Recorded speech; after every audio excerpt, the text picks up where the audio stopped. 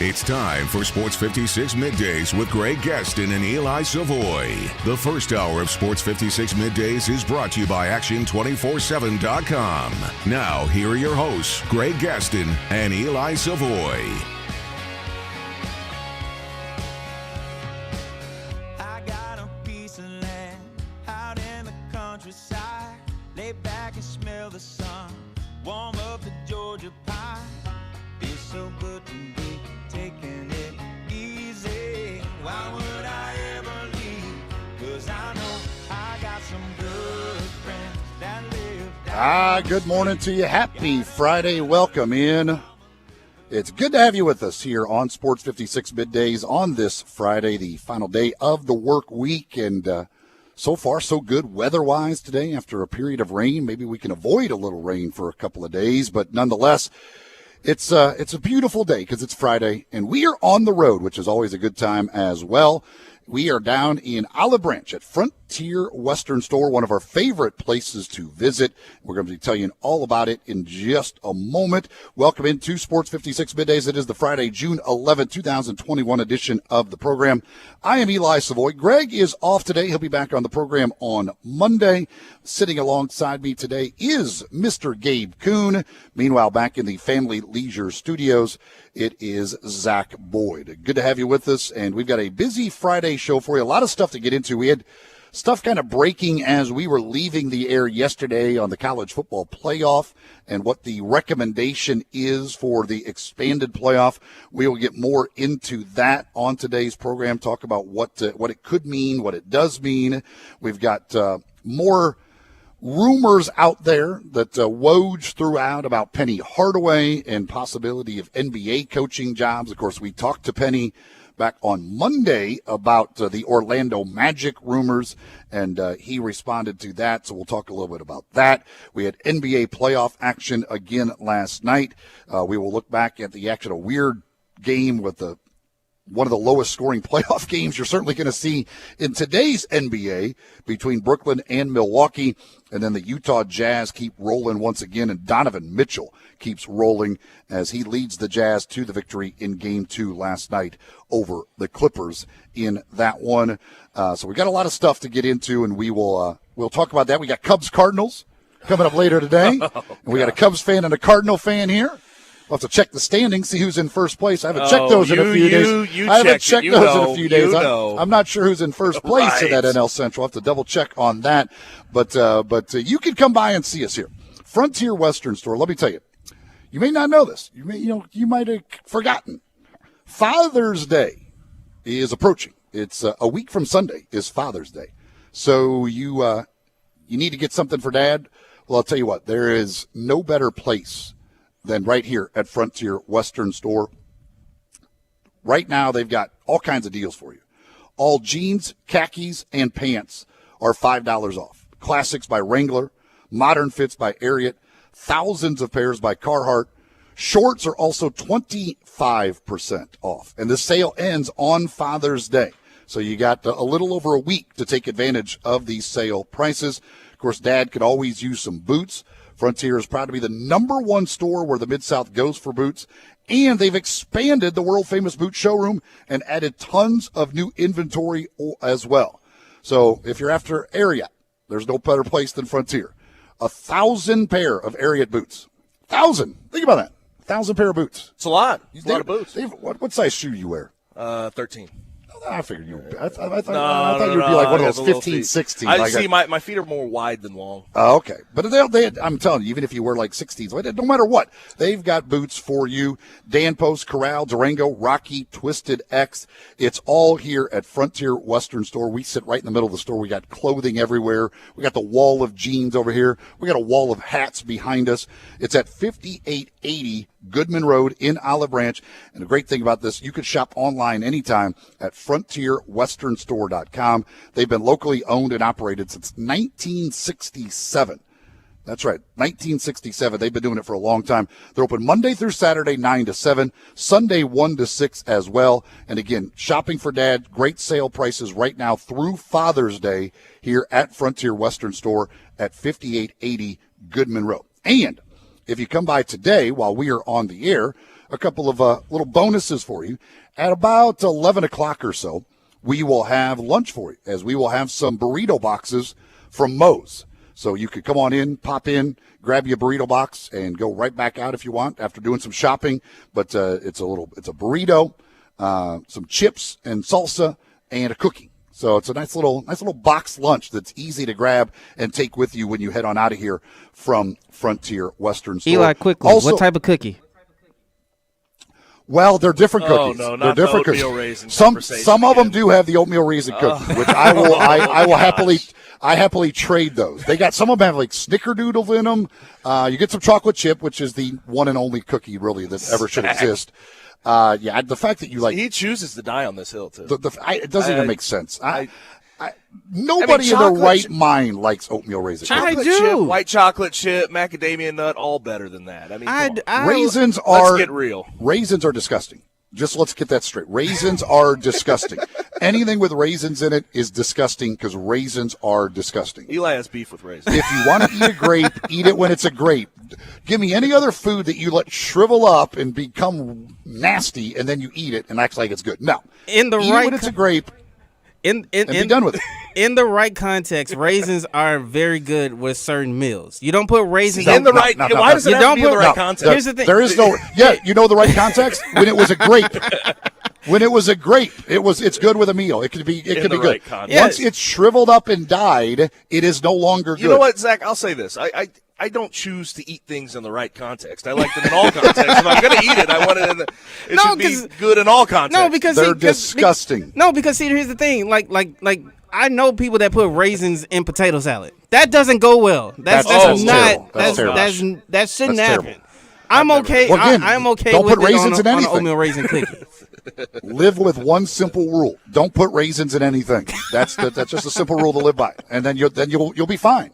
And oatmeal raisin cookies, you can sometimes mistake them, think it might be a chocolate chip. You bite into it, it's disgusting.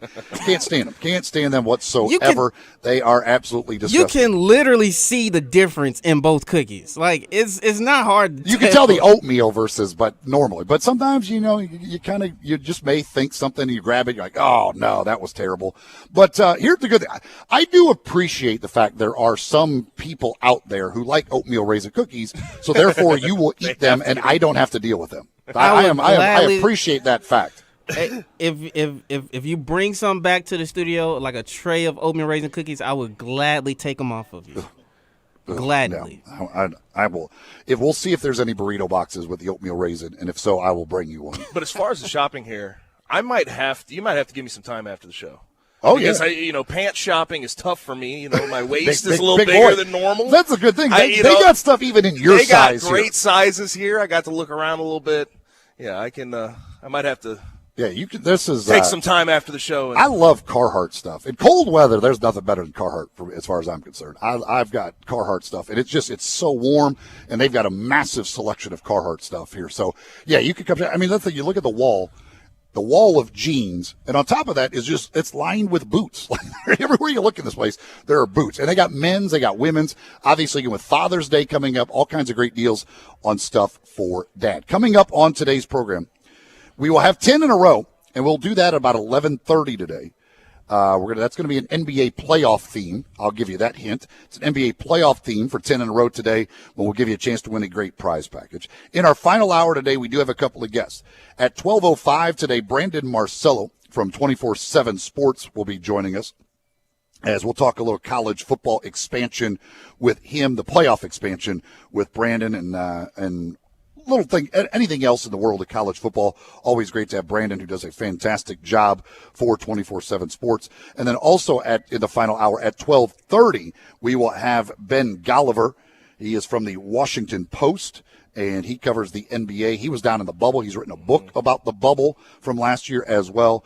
We'll talk with Ben Golliver about the NBA playoffs coming up at 12:30. And again, 10 in a row coming your way at about 11:30 today, giving you the opportunity to win. But between now and then, we've got plenty of time to get into everything going on. And if you want to join the conversation, you can do that very easily. You can either call or text. Same number for both, 901-360-8800. 901-360-8255, 901-360-8255. Always love to hear from the folks on the text line. And again, you can also call us on that same phone number if you'd like to as well on our phone line. 901-360-8255 is the phone and text line.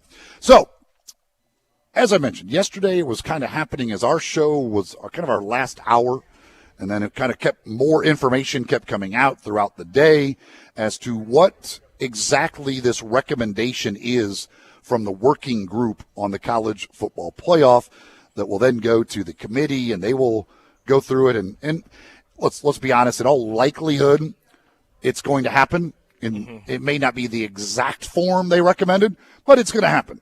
And they're going with the 12 teams, 6 highest-ranked conference champions, and the 6 at-larges.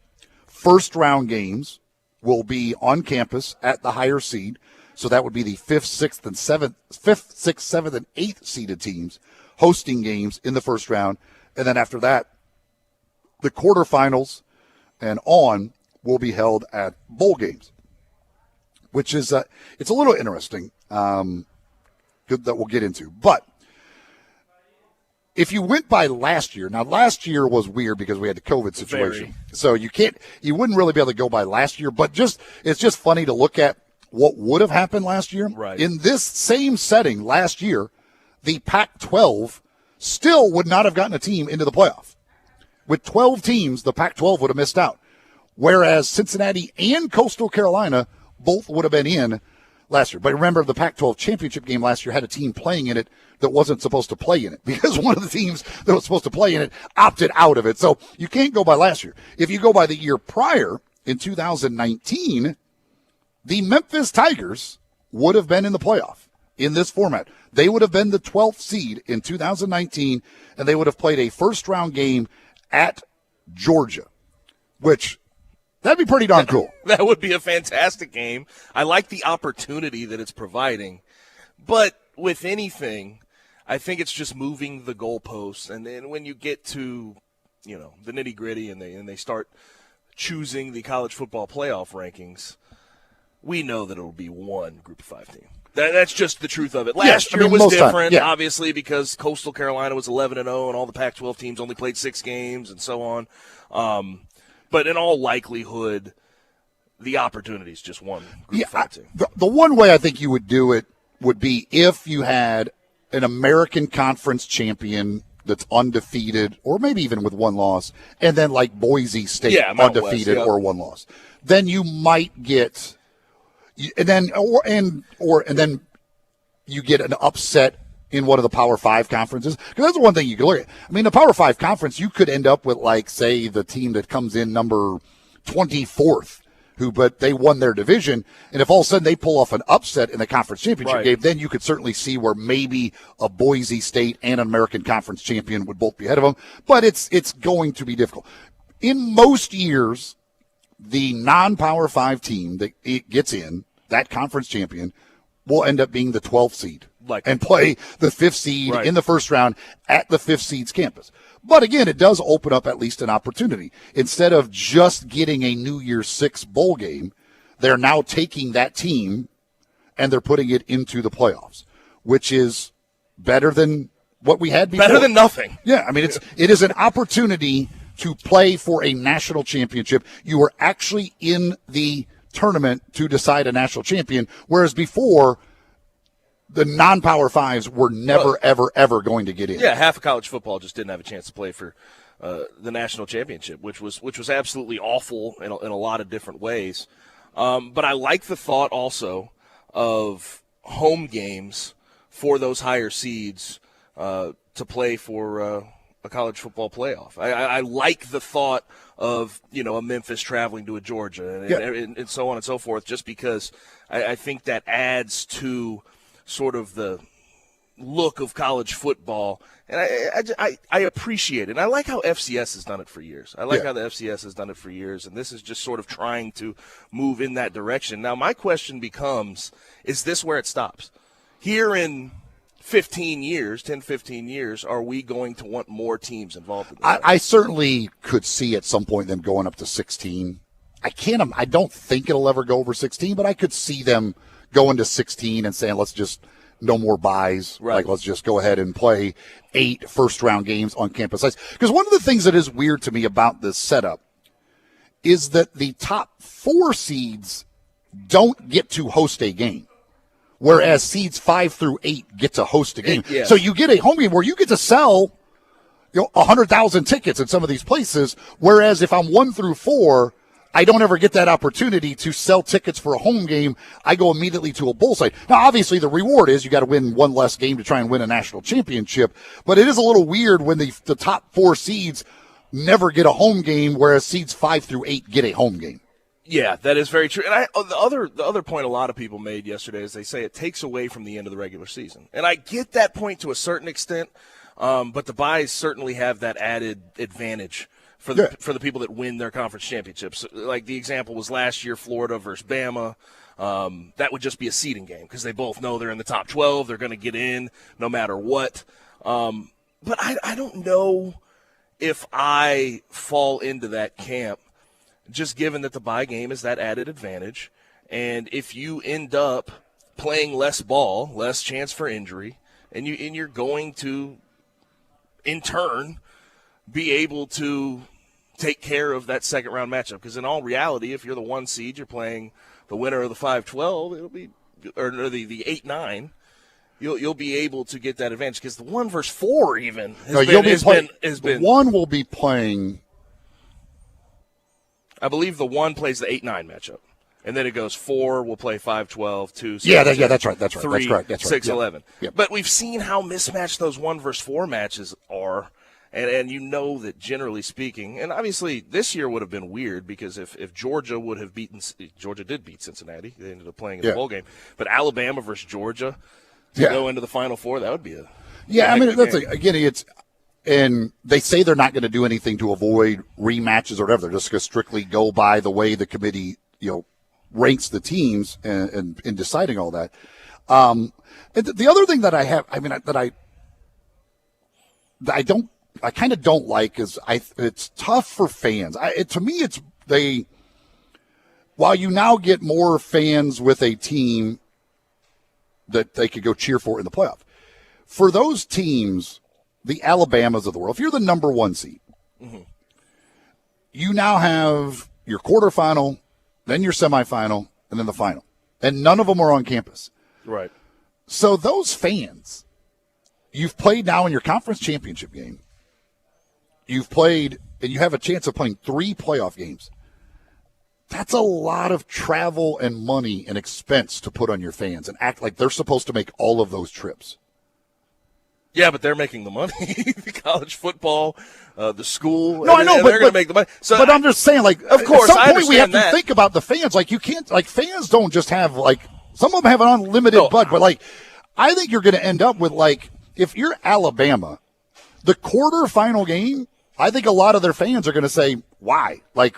We're going to win it. Yeah. And I've already been to the SEC championship game, or do they start skipping the conference championship game going, we got playoffs. These people, those are expensive tickets and expensive stays because these hotel rooms, and you don't know with all these bowl sites. You could be traveling across the country 3 different times and all different. It's just a lot. You're asking the fans to spend a whole bunch of money to be able to support their teams. I think the quarterfinal game should be on campus too. I think you let 5 through 8 host first round.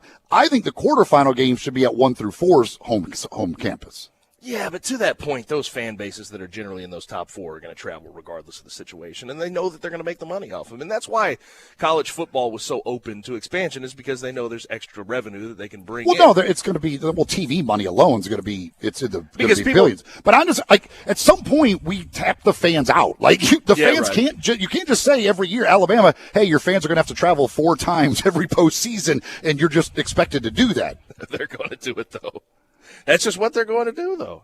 Because in the end of the day, they don't generally care about their fans' being at the game or not. They, especially like Bama, Clemson, they know that they will travel regardless of the situation if they're playing for a national championship. But are they going to travel for a quarterfinal game? I'm with you. For a quarterfinal game, I wouldn't mind seeing it on campus. I think that's fine. I mean, to me, and not to mention it's part of the added advantage too. Exactly. Of being one of the bye week teams.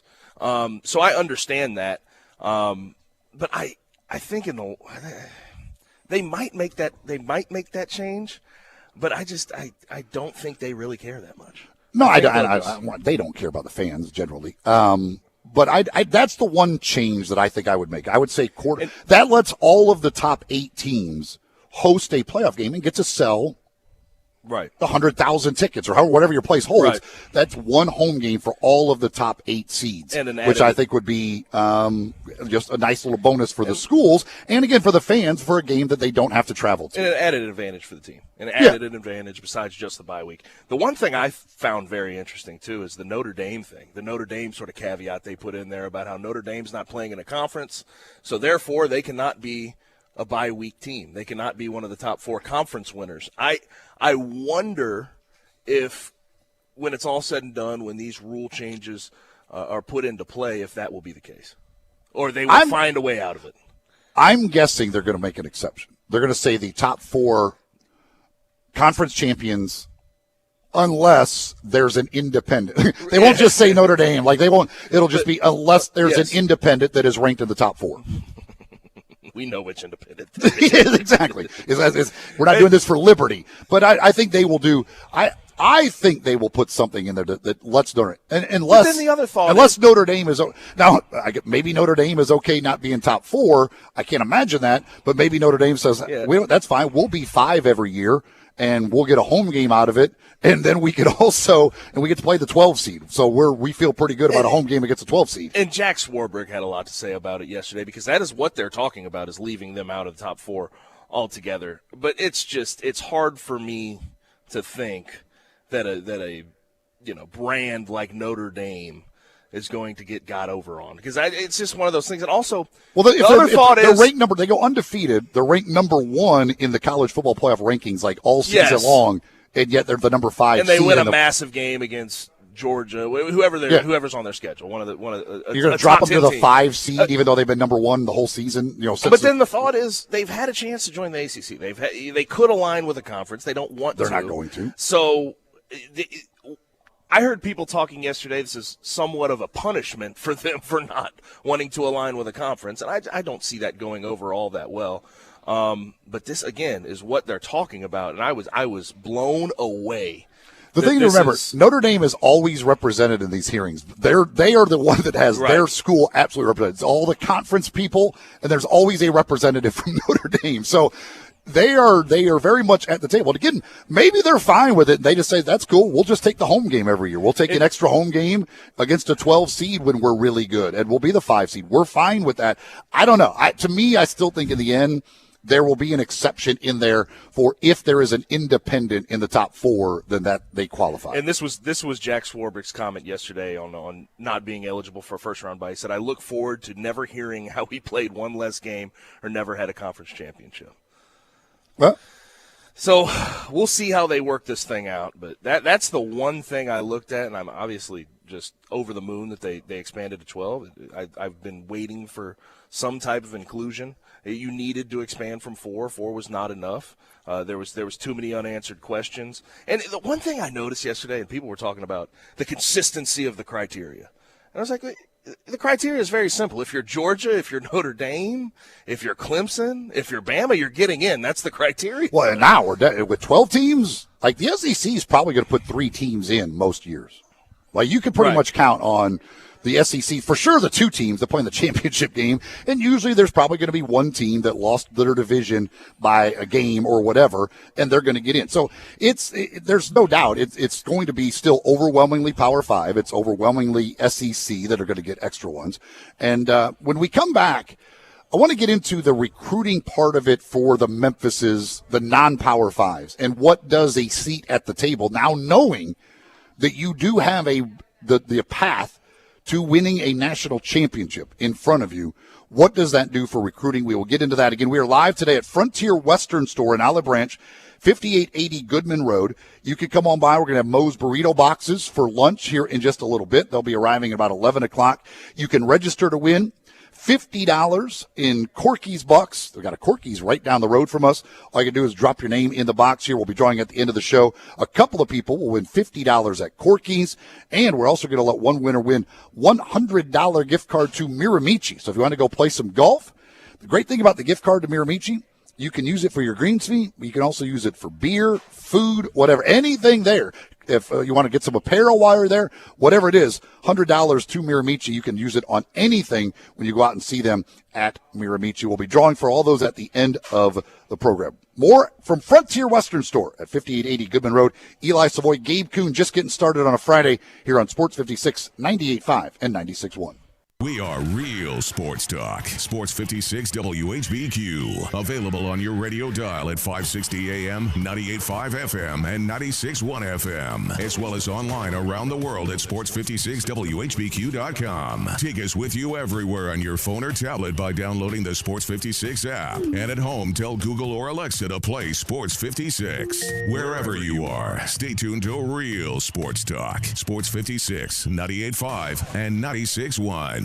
Hi, this is John Conway with Conway Services. How old is your water heater? With most of the water heaters in the Mid-South located in the attic, the worst day you can replace your water heater is one day too late. It may be time for a tankless water heater from Conway Services that never runs out of hot water. Plus, these energy-saving models only heat the water you use, saving you money on your gas bill every month. Most 10-year-old water heaters were about 65% efficient when they were new, compared to a tankless water heater from Conway Services that's up to 98% efficient. Plus, right now, get your tankless water heater from Conway Services for as low as $79 per month. Or I'll give you $250 for that old tank water heater. And no more worrying about that tank bursting in your attic either. And you know, with over 8,000 5-star reviews, you know Google guaranteed Conway Services will be providing great customer service every time. So call Conway Services, the Mid-South's premier heating, cooling, plumbing, and electric service company at 384-3511. And the first 30 callers with a 10-year-old water heater will come out and inspect it absolutely free. 384-3511. Conway Services. Call Conway today. To remind pet owners that Progressive covers pets on our auto policy at no extra charge, we're making a really cute pet-themed radio commercial. You gotta see this dog. It's a little puffball. It looks like a piece of cotton candy that I could just eat up. Oh, and it waddles when it walks. He's a little ducky dog. Oh, I wish you could see it. We really should have planned this better. Get coverage for your pets with an auto policy from Progressive. Progressive Casualty Insurance Company and affiliates. Coverage for cats and dogs included with the purchase of collision coverage and is subject to policy terms. Action247.com is your Tennessee sportsbook for same-day pay. Action247.com. Local, legal. A sportsbook by Tennesseans for Tennesseans. Win a little or win a lot. Action247 has same-day pay. The other guys make you wait for your winnings. No more waiting with Action247 same-day pay. Visit us online at Action247.com. Local, legal. Action247. You got action. Problem gambling? Call 1-800-889-9789.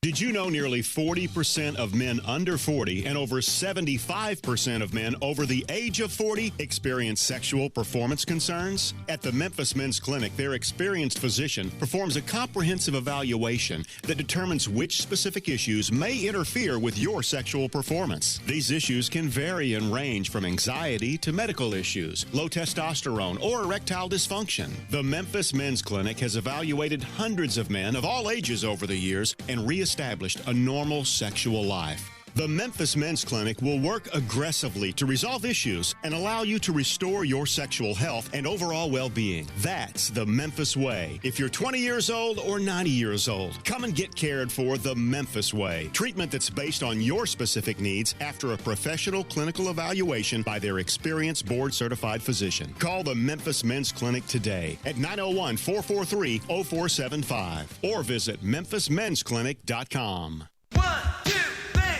Now, back to Sports 56 Middays. This hour is brought to you by Action247.com. Here once again are Greg Gaston and Eli Savoy.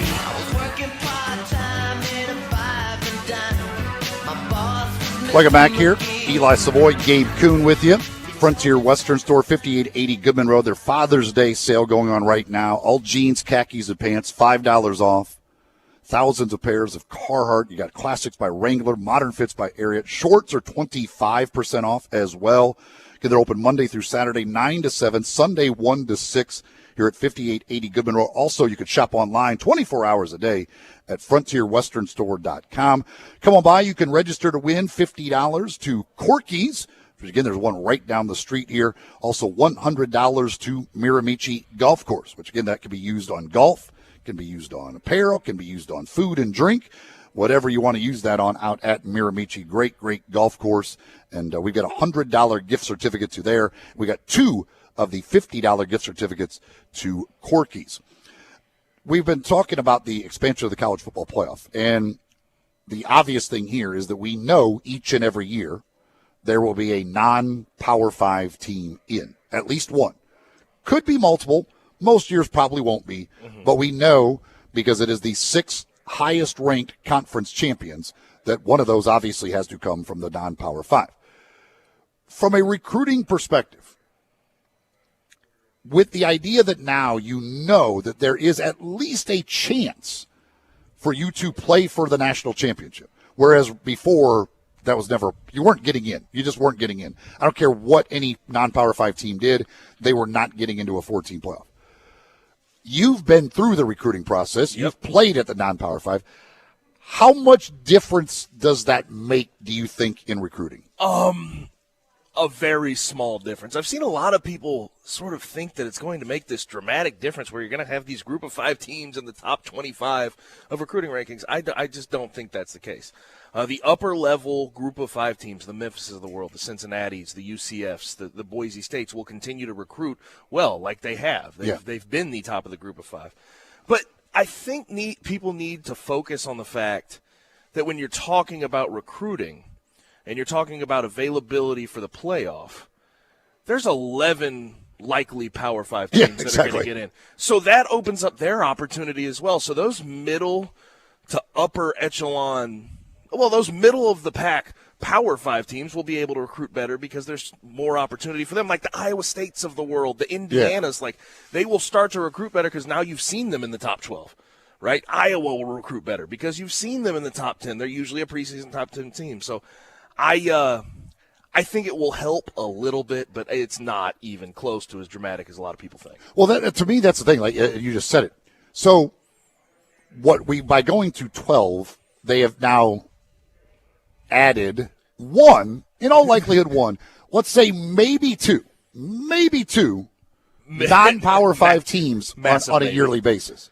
But they've added at least 6, probably 7 Power 5 teams. So you do the ability to get into the playoff has increased more at the Power 5 level than it did at the non-Power 5 level. So it's not, I just don't see like 5-star kids suddenly going, I can go to Memphis now because they have a chance to get into the playoff. They still want to go play in the SEC. They still want to go play at the Texases and Alabamas and LSUs of the world. That's what these kids want to do because they're thinking more NFL, and they look and they see every year the SEC produces the most NFL players of any conference, so they want to play SEC football. And think of some of the Power 5 teams that are right ahead of like the Memphises and the UCFs in recruiting rankings. Michigan State, not that great, but you've seen them in the playoff before, in the top 4 in the playoff before, and you know that they could possibly get back there. They've obviously gone through some issues, but Pitt, you know what I mean? Pitt could be in that situation. The ACC is not that hard to break through in. There's only one team at the top there with Clemson. That's the thing. Iowa State, Northwestern, Texas Tech, Virginia, Baylor. Baylor was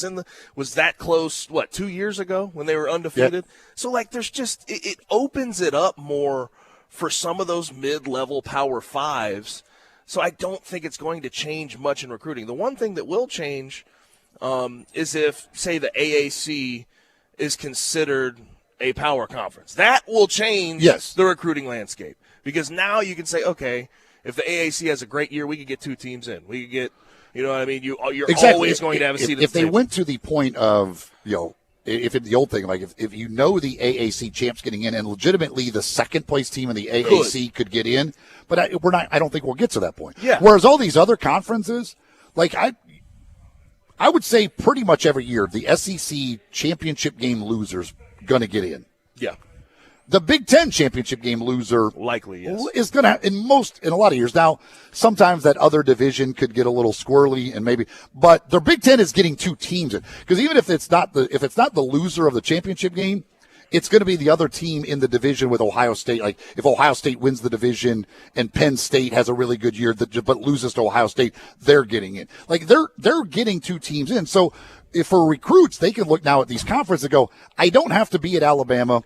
I don't have to be at Ohio State. Like, I can be on the second best team, and I still will make the playoff. I could go lose the championship and still have a chance to play for the national championship, which has never been the case ever in the history of college football. So, and like you look at last year, which was unforeseen, the fact, like, I don't think Coastal Carolina in a normal year would be in the position they were last year, just because you had the Pac-12 completely out of it. Exactly. In a normal year, there's going to be a Pac-12 team, and Coastal's bumped out. So Cincinnati would be your only group of 5 team in there. So it's just, I understand the thought process. I do, of the people saying, oh, it'll help recruiting drastically because you can now, the Power 5 schools can't use that against Memphis, right? The Power 5 schools can't say, well, you can't compete for a national championship there.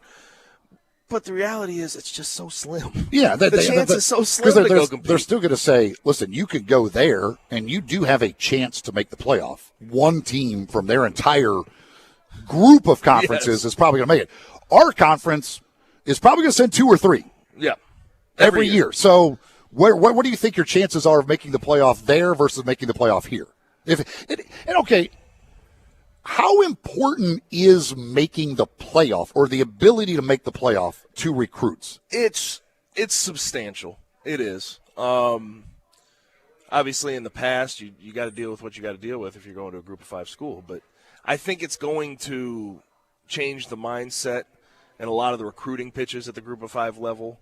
But I don't think it changes the mindset of recruits themselves. They're worried about the NFL. They're worried about what facilities they play in, facilities. There's so many different things that come into it that I don't know if access to the college football playoff really moves the needle all that much. And again, the other thing that name, image, likeness stuff. Right. That's going to have a much more big impact on recruiting than the ability, the access to the playoff is. Where can I make a little extra money? And do I have a better chance at doing that as a player at Ohio State, or do I have ability to do that at Memphis? Now, you could say, I can be a star at Memphis, whereas at Ohio State, I'll just be one of the other players. So I may not make as much at Ohio State as I do at Memphis if I'm the stud at Memphis. See, that's the thing that I think moves the needle a little more is the NIL. If you go to a city like Memphis where you're able to get a lot of sponsorships and you know beforehand that you're going to be able to do that, that may sway their mind from a Power 5 school to a Memphis. That would make more of a difference to me. But we have to see how that works out. And not to mention this next year coming up where you're going to have a bunch of different NIL laws. This is going to be a Yeah. No, there's no question. I have no idea how that's going to work itself out because, you may have guys commit to Group of 5 schools just so they can take advantage of the NIL. Yeah, I think there is. I think the NIL is way bigger impact on recruiting than this playoff expansion is. I don't know for sure what the playoff expansion really means for recruiting. I don't know that I don't think it's going to change recruiting. Alabama, the ones that recruit really well are still going to recruit really well. Right. And the ones, the middle of the packs are probably going to still be middle of the pack. You could see some shuffling year by year, whatever, and maybe a little ground is made up by the non-Power 5s. But to me, the NIL is going to make a much bigger impact on recruiting than anything with the playoff. We got a text here on the text line at 360-8255 says, you would still have a better chance at Memphis making a playoff than, say, West Virginia or Ole Miss. Are we positive year to year? Really? Because Memphis, the only way for Memphis to make it is to win their conference championship. If they don't win the conference championship, you're not going to be a top 12 team without winning the conference championship. No. So you absolutely have to win your conference championship, where Ole Miss or West Virginia doesn't have to. Ole Miss could have a great year, lose to Alabama in the regular season, not make the SEC championship game, but still be a top 12 team. And I think we have to pay attention to, Memphis is not just competing with the American Athletic Conference. Memphis is competing with Mountain West, Sun Belt, everything else one spot. Memphis could win the American Conference at 10-2. And then win 11-2. But Boise State goes 12-0. Boise State's undefeated, and Memphis could still be left out. Yeah. So I disagree with that notion. I'll say that. Again, I understand their point in that, like Ole Miss, like Vanderbilt, maybe. Ole Miss hasn't competed at the top of the SEC. Like they've never been to the championship game. But the year they lost to Arkansas on the 4th and 27 after beating Alabama, like that year they would have had a shot to make the playoff. Yeah. Like you would have legitimately had a shot to make the playoff. It's just by pure odds. It says if the SEC is sending like 2 or 3 out of the conference, whereas the non-Power 5 is sending 1 out of all of those conferences, the odds are better that any SEC team would make it over a non-Power 5 team. Now, when you're talking about a Vanderbilt or a Wake Forest in the ACC, like I could maybe give you that point. I could maybe see Memphis having a better shot making the college football playoff than teams like that because they have recruiting issues they have to go through. They're competing against people that they're never actually going to realistically be able to compete against. I understand that part. But those middle of the pack teams, the Mississippi States of the world, the Ole Misses, have a better chance to get in the college football playoff. There are no doubt there are certain schools you can. Vanderbilt's not making the playoff. Kansas, no. I mean, there are certain schools we know they're probably never going to make the playoff, regardless of what it expanded to or is or isn't. You're probably not making the playoff ever. Right. So, but and again, I get Ole Miss and even West Virginia to that degree, but. It's the only one I would eliminate out of the SEC, I think, would be Vanderbilt. Yeah. I don't think I would eliminate anybody else as having a chance to make the playoff. A lot of those schools are a good coach and a couple of good players away from competing at the top half of their conference. As long as you're in the top half of the conference and maybe win a game that you weren't supposed to, you could have a shot in the SEC or the ACC. So there are some schools in the Power 5 that I would lean against. Right, compared to some of the Group of 5 schools like the Boise States, but we got to realize we're talking about the elite Group of 5 versus the bottom of the barrel of the Power 5. Let's be honest here. We know that just as much as we knew the 4 schools, now we just expanded out, and we can guess probably 10 schools that in more years than not are going to be in this. Yeah, Alabama's going to be there. Yes, Clemson's going to be there. Ohio State's going to be there. Oklahoma's going to be there. They're already there. Georgia going to be there. Notre Dame probably going to be there. Like the way we're going, they're probably going to be there. So that's 6 spots right there that we can kind of guess most years. Penn State probably going to compete most years for it. That may not be in, but they're going to compete for it. And then you look at the other schools who, while right now they're not at that level. I mean, if Texas gets it turned around, they're going to be there every year, like USC. competing for the USCs, the Michigans, like these Oregon. Perennial powers who right now have been down, but will they be down forever, or are they going to figure it out and then they're going to be competing? Does Florida State get back?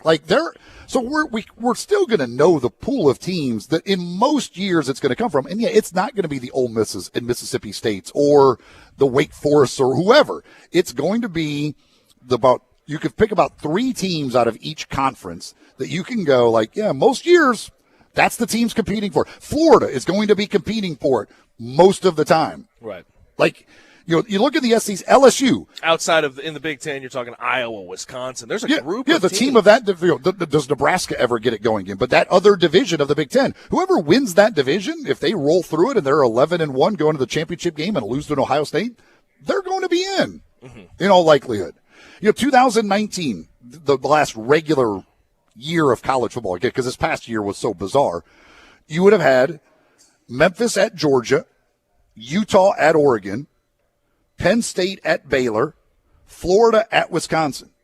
So again, Georgia, Oregon, Penn State, Florida, Wisconsin. That would have been your first round matchups, and then you had the other, that's what it's going to be. Then you got the Clemsons, the Ohio States, the Alabamas, Oklahomas, and LSUs of the world. This isn't suddenly opening the door. It's not like all of a sudden we're going to see Ole Miss, Memphis, Syracuse, Kansas State. Those teams still aren't making the playoff, most of the time. But yes, it does open the door, more of a door for them, and especially for Memphis, who has already shown they are right now competing at the very top of the American Athletic Conference. And if you are at the top of the American Athletic Conference, you are close to getting into the playoff. Yes. At the very least, you're close to getting in and give yourself a chance to get into the playoff. We need to take a break. When we come back, we will wrap up hour number 1. This hour is brought to you by Action 24/7. And with the local teams, they are always doing things because they are the local sports book owned and operated by Tennesseans. And so don't forget, you can bet on the Tennessee Super Regional, the Vanderbilt Super Regional. They like to do things with local teams. They've got a couple of odds boosts right now with the Titans, with the new Julio Jones acquisition. You can bet on his touchdowns for the year with some of their odds boosts. And don't forget, when you sign up with Action 24/7, use the promo code WHBQ100 on all capitals on the WHBQ. They match your initial deposit 100% up to $400. So $400 can immediately become $800 at Action 24/7. We are at Frontier Western Store, 5880 Goodman Road in Olive Branch. We've got the burrito boxes here from Moe's. So we got lunch for you. Come on in, take a look around, shop for dad or just shop for yourself. Grab a burrito box, register to win either $50 Corky's gift certificate or $100 to Miramichi Golf Course. You're at Frontier Western Store. We're back after this here on Sports 56, 98.5 and 96.1. Broadcasting from the Family Leisure Studio. We are Sports 56, 98.5 and 96.1. Brian Elder's Roofing Solution. I'm Brian Elder. The great Kimmons Wilson of Holiday Inn had a slogan: the best surprise is no surprise. And that's so true. When I sit at your kitchen table, you're going to understand exactly what I'm going to do to your roof. From the underlayment to the hip shingles and ventilation, the flashing, the wood repairs, the cleanup, the crew safety, the warranty. It's amazing how many customers sign contracts being told none of that stuff. But the best surprise is no surprise. Insurance claims. Talk to your friends. More and more claims are being rejected, and only experienced claim specialists are getting those terrible decisions overturned. So if you don't hire me, please hire someone to manage the process with the experience to see it through. The best surprise is no surprise. 867-0303 or BrianElderRoofing.com. Call 867-0303. Brian Elder's Roofing Solutions. We're planning a trip to Spain later this year. But our Spanish is... It's pretty bad. So we're using Babbel. Babbel's conversation-based method teaches you real-life words and phrases. And with Babbel's interactive, bite-sized lessons, you'll remember what you learned. There's no easier way to learn another language. Ahora hablamos español. He just said now we speak Spanish.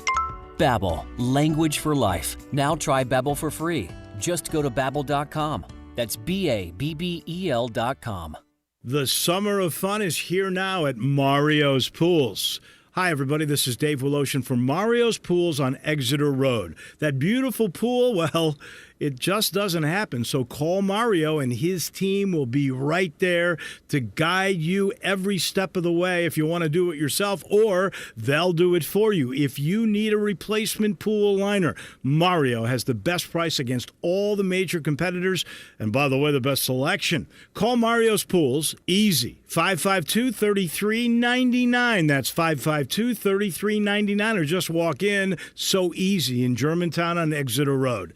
The great thing about Mario is he always takes that extra step. He gets to know you and your pool. He'll do everything he can to make it perfect. Mario's has an A rating with the Better Business Bureau. You can check out the reviews on Facebook. Don't be a slave to your pool. Call Mario Pools today, 552-3399. Remember the last time your family visited the forest? It's a place of wonder and imagination for the whole family, where stories come to life. And it's closer than you think. Ready to plan your next visit? Make the forest part of your story today at a local park near you, or find one at discovertheforest.org. Brought to you by the United States Forest Service and the Ad Council. Like a coin in your mint, I am tempted. Now, back to Sports 56 Middays. This hour is brought to you by Action247.com. Here once again are Greg Gaston and Eli Savoy. Take me to the pilot for control. Welcome back. Eli and Gabe today. No Greg. Greg will be back on Monday. We're live at Frontier Western Store today at 5880 Goodman Road. We got burrito boxes from Moe's.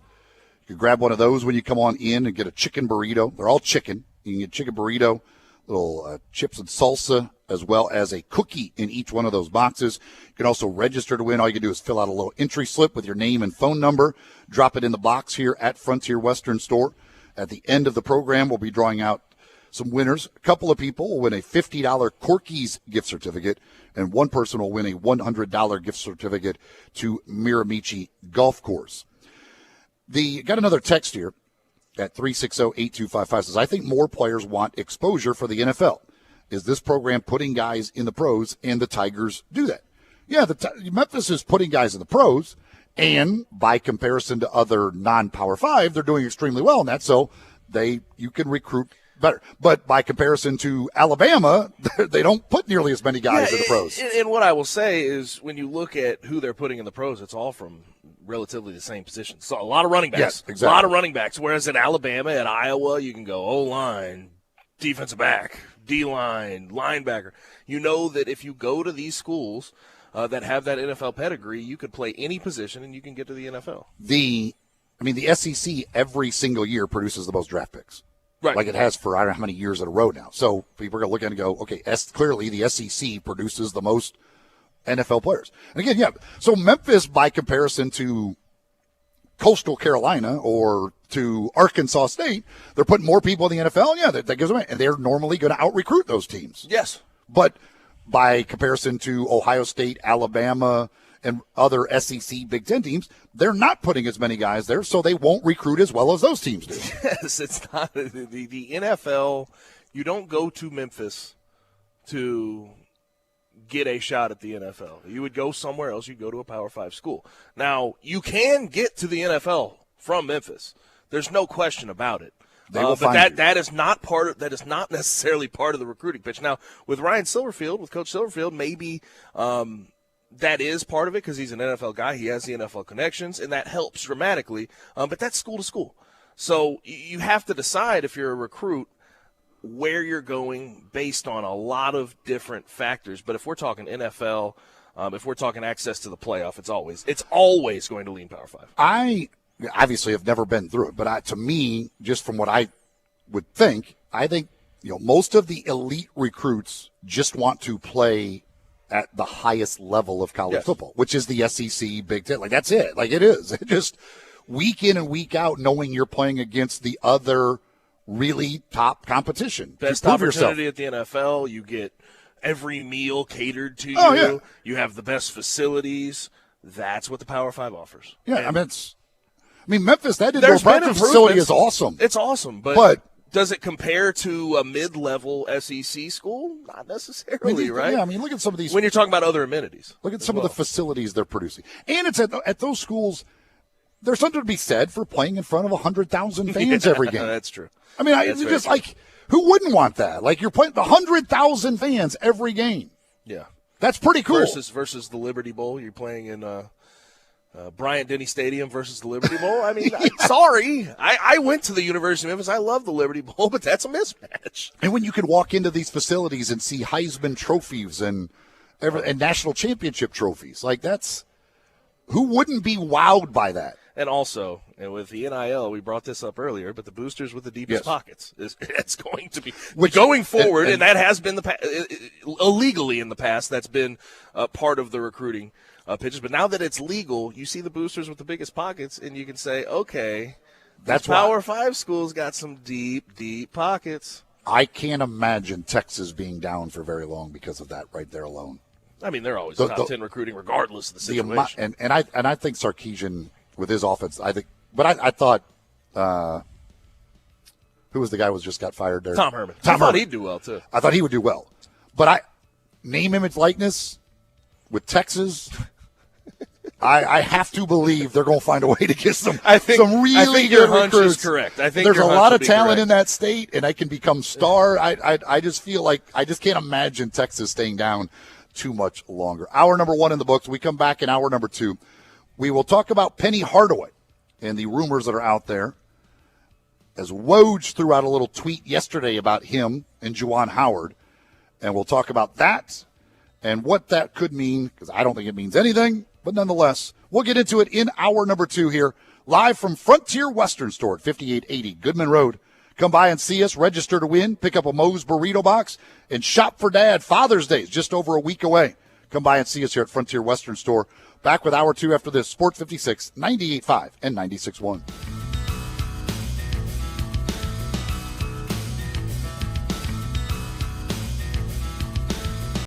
Hi, this is Troy Five-Ash, owner of Five-Ash Roof Services. You've heard me talk about how we offer the best products, the best warranties, and the best services for years. Now let's talk about pricing. Pricing should never be the only reason you hire a contractor, but in today's world, pricing is always a consideration. So we suggest you get 2 or 3 estimates for your roof replacement from a reputable, licensed, and insured company, and then give us a call. If we can't beat your best price for a comparable roof system by more than $100, we'll give you $100. It's that simple. We are so sure we can offer you the best price, beating all other qualified companies. We will hand you $100 if we can't, and thank you for the opportunity. So give us a call. What's the worst thing that's going to happen? Make $100? Five-Ash Roof Services, a proud supporter of Tiger Athletics and the official roofer of the Tigers home team. Five-Ash Roof Services, fair, honest, and ethical. 367-0050 or memphisroofer.com. Five-Ash Roofing is what we do. We're here for you. This year, make Dad's day with gifts from the Home Depot. Save on all the best ideas by shopping in-store or on the app. Choose from new innovative tools, top-rated grills, or even the latest smart cameras and devices for your home. Because what Dad doesn't love? New gear. The best gifts for the best dads. And you'll find them all at the Home Depot. How doers get more done. See store for details. Restrictions apply. It's happening again at Family Leisure. Don't miss out again this summer because pools are going fast. Spas in stock now, too, and they're ready for delivery. New 2021 patio furniture, state-of-the-art in stock now, and up to 20% off select sets. Swing into spring with a brand new play gym, professional installation available. The temperature's rising, and so is the service at Family Leisure. Family Leisure, I-40 and Whidden Road, where family and fun come together. Do you know one of the best things you can do for your employees or family's health? Provide Arctic Clear bottled water. Arctic Clear bottled water is your locally owned and operated bottled water provider. Arctic Clear is 100% natural spring water with free delivery and setup, dependable service, and no long-term contracts. What an easy choice. Call Jeff Manus today, 901-382-2363, or visit arctic-clear.com. Arctic Clear bottled water. Call now, 382-2363. That's 382-2363. Has your child swallowed your medicine, your laundry detergent, your nail polish remover? Call the Poison Helpline. Have you inhaled paint thinner, glue, pesticides? Call the Poison Helpline. Have a question about a dose, a fume, something your kid just drank? Call the Poison Helpline. Poisonings can happen at the home, on the job, or in the great outdoors. Call the Poison Helpline first for fast, free advice from medical professionals. Call 1-800-222-1222 anytime, anywhere. 1-800-222-1222. Save the number, save a life. Brought to you by the U.S. Department of Health and Human Services. Help Heal Veterans helps veterans with PTSD and stress from military service and isolation during the coronavirus. For the next minute, let's take a minute to relieve stress together. We'll do the 4-7-8 breathing exercise. First, sit with your back straight. Second, place your tongue against the roof of your mouth behind your front teeth. Now, exhale through your mouth and around your tongue. If this seems awkward, shape your lips like you're whistling. Close your mouth and inhale through your nose for the count of 4. 1, 2, 3, 4. Hold your breath for the count of 7. 1, 2, 3, 4, 5, 6, 7. And exhale completely through your mouth. Make a whoosh sound and count to 8. 1, 2, 3, 4, 5, 6, 7, 8. Do this cycle 3 more times. Learn more at healvets.org. This message is furnished by Help Heal Veterans. We are Sports 56 WHBQ Memphis, W253DF Memphis, and WIVG Tunica Memphis. Flynn Broadcasting Stations.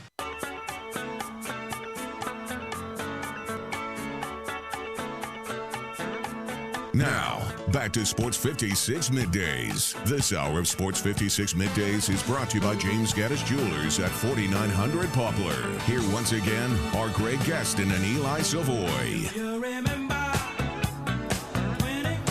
Welcome back. It is hour number 2 on this Friday. Eli Savoy, Gabe Kuhn here at Frontier Western Store. Greg will be back on the program on Monday. Good to have you with us. Talked a lot of college football playoff expansion in hour number 1. Going to get into some other things coming up here in hour number 2. We'll also have 10 in a row coming up later in the hour. Your opportunity to win a great prize package coming up in hour number 3. We are going to talk more college football with Brandon Marcello from 247 Sports. Also going to talk some NBA with Ben Golliver from the Washington Post. That comes your way in the final hour today here at Frontier Western Store. And again, Father's Day just over a week away. It's a week from Sunday, and they've got great deals for Dad here at Frontier Western Store. An amazing selection of gift ideas for Dad here. All jeans, khakis, and pants, $5 off. Shorts are 25% off. Massive boot selection. They've expanded their world-famous boot showroom and added much, much more inventory, which is amazing to even think. They've got over 1,000 pair of Ariat boots alone and thousands more in others brands, such as Danpost, Corral, Durango, Rocky, and Twisted X. It's all here at Frontier Western Store, 5880 Goodman Road. And if you come in today while we're here, we've got Moe's burrito boxes for you. You could come on in, grab one of those, give you a little chicken burrito, some chips and salsa, and a cookie in each one of those boxes from Moe's right down the road here on Goodman Road. Also, you can register to win. We've got two $50 gift certificates to Corky's. Also, Corky's right down the road, down there by the Malco Theater down here in Olive Branch. But we've got two $50 gift certificates to Corky's. You can get a lot of good food over at Corky's for $50, that's for sure. And we've got a $100 gift card to Miramichi Golf Course where you can go play golf. You could go play golf and buy yourself food and drink all for that easily out at Miramichi. Great, great golf course. And you can use that gift card for anything there, whether it be the golf, whether it be food, whether it be beverages, whether it be apparel, whatever you want to use it for at Miramichi. $100 gift card to Miramichi. All you got to do is come in, drop your name in the box, and you are registered. We'll be drawing for those at the end of the program. This side of the program is brought to you by James Gaddis Jewelers as well. We certainly appreciate them. Eli and Gabe here at Frontier Western Store. Zach Boyd producing the program. He is back in our family leisure studios, and we are starting to get to pool weather. I will tell you that much. It is warming up. It's pool time, and you want a pool, you want anything for the outdoors or indoors, whatever it is, just a lot of fun stuff. Go check them out over at Family Leisure, 2120 Whitten Road, just north of I-40. One other text from the text line I did want to get to here on the college football situation. And the texter says, the playoffs are going to show very quickly if the expansion is necessary. If the top 4 seeds end up in the semifinals every year, it's kind of pointless. Yeah, I mean, in the end, if we still end up with the top 4 teams every year being Alabama, Ohio State, Georgia, Oklahoma, Clemson, like that group of teams, we end up in the same result. But again, at least it is giving the other teams the chance. I understand the thought, but I don't see it that way. I agree with you. Give them the chance. If they lose, which is pretty likely, I mean, the top 4 teams in the country are top 4 teams for a reason. Yeah. There's a reason that they're ranked higher and get the bye. They should win, but I think we'll have upsets. I think we'll have a 5 beat a 4. Or, yeah, I mean, you know what I mean? I don't necessarily think we'll have an 8 or 9 beat a 1. But yeah. You know what I mean? I think we'll have upsets sprinkled in there. I don't think we'll have the 12 beating the 5, especially when it's on the road. It's a road game. But yeah, I think in that second round, there's going to be years where there's going to be some upsets. Things happen. I mean, I mean, you can get pretty good parity from 1 to 8. Mm-hmm. 1 to 12, like the 12's not probably going to be as good. The 11's and that. I mean, that's teams probably that lost 2 or 3 games during the year. Like there's a reason they lost 2 or 3 games during the year. Yep. So last night, I guess it was, yesterday afternoon, Adrian Wojnarowski from ESPN, threw out a tweet. According to his sources, Michigan's Juwan Howard continues to tell NBA teams he's not interested in even a discussion on leaving Ann Arbor. Teams are also calling to gather intel on Memphis coach Penny Hardaway's work. He's going to get offers to interview for openings in this NBA job cycle. Now, obviously, one of the jobs that is open is the Orlando Magic. And Penny Hardaway obviously was a star for the Orlando Magic. And there was earlier this week, I guess it was over the weekend, I think Sunday, there was the thing that came out by somebody, I don't know who the guy was, but basically saying this is why Penny Hardaway should be the Orlando Magic head coach. Well, Monday, just so happens, we were out at the AutoZone Liberty Bowl Golf Classic, and Penny Hardaway was out there playing in it. He joined us on the show. If you did not hear him, this was Penny Hardaway's response when asked about the Orlando Magic stuff. I'm definitely flattered by that situation. You know, my heart is in Memphis. I'm here. I love the Tigers. I love our fans. I started off doing something and I want to finish that, but I'm definitely flattered that the fans in Orlando are even thinking about me as being the next head coach. I heard a couple players, said that it wouldn't be a bad idea, but right now I'm dedicated to 901. I said it then, and I said it again the next day, and I'll say it again now. Right now, Penny Hardaway is not leaving the University of Memphis to go to the NBA. He's not. Unless I am completely wrong on what he is, but I think everything he said right there, he hasn't done what he came here to do. He's doing this because he loves the University of Memphis. He loves the city of Memphis. That's why he's doing it. He's not doing it because he needs the money. That is for sure. He's doing this because it's Memphis and it's the University of Memphis.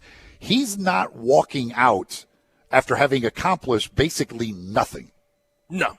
And he hadn't been here long enough. Him and Juwan Howard are in a similar situation where they're at they're alums of the school that they're coaching at, and it's a comfortable situation for both of them. I just can't see it happening, and especially we're talking about Penny Hardaway for the Magic.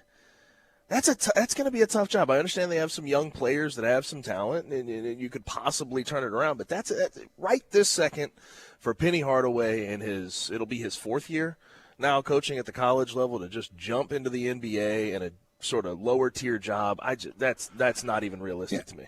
He's not going to turn his back on the University of Memphis. I just don't believe he has. Now, years from now, if he ends up accomplishing some great things, or at least gets the Tigers to the tournament, maybe they go have a couple of tournament runs, and maybe it's not Final Fours or whatever, but they just have some tournament runs.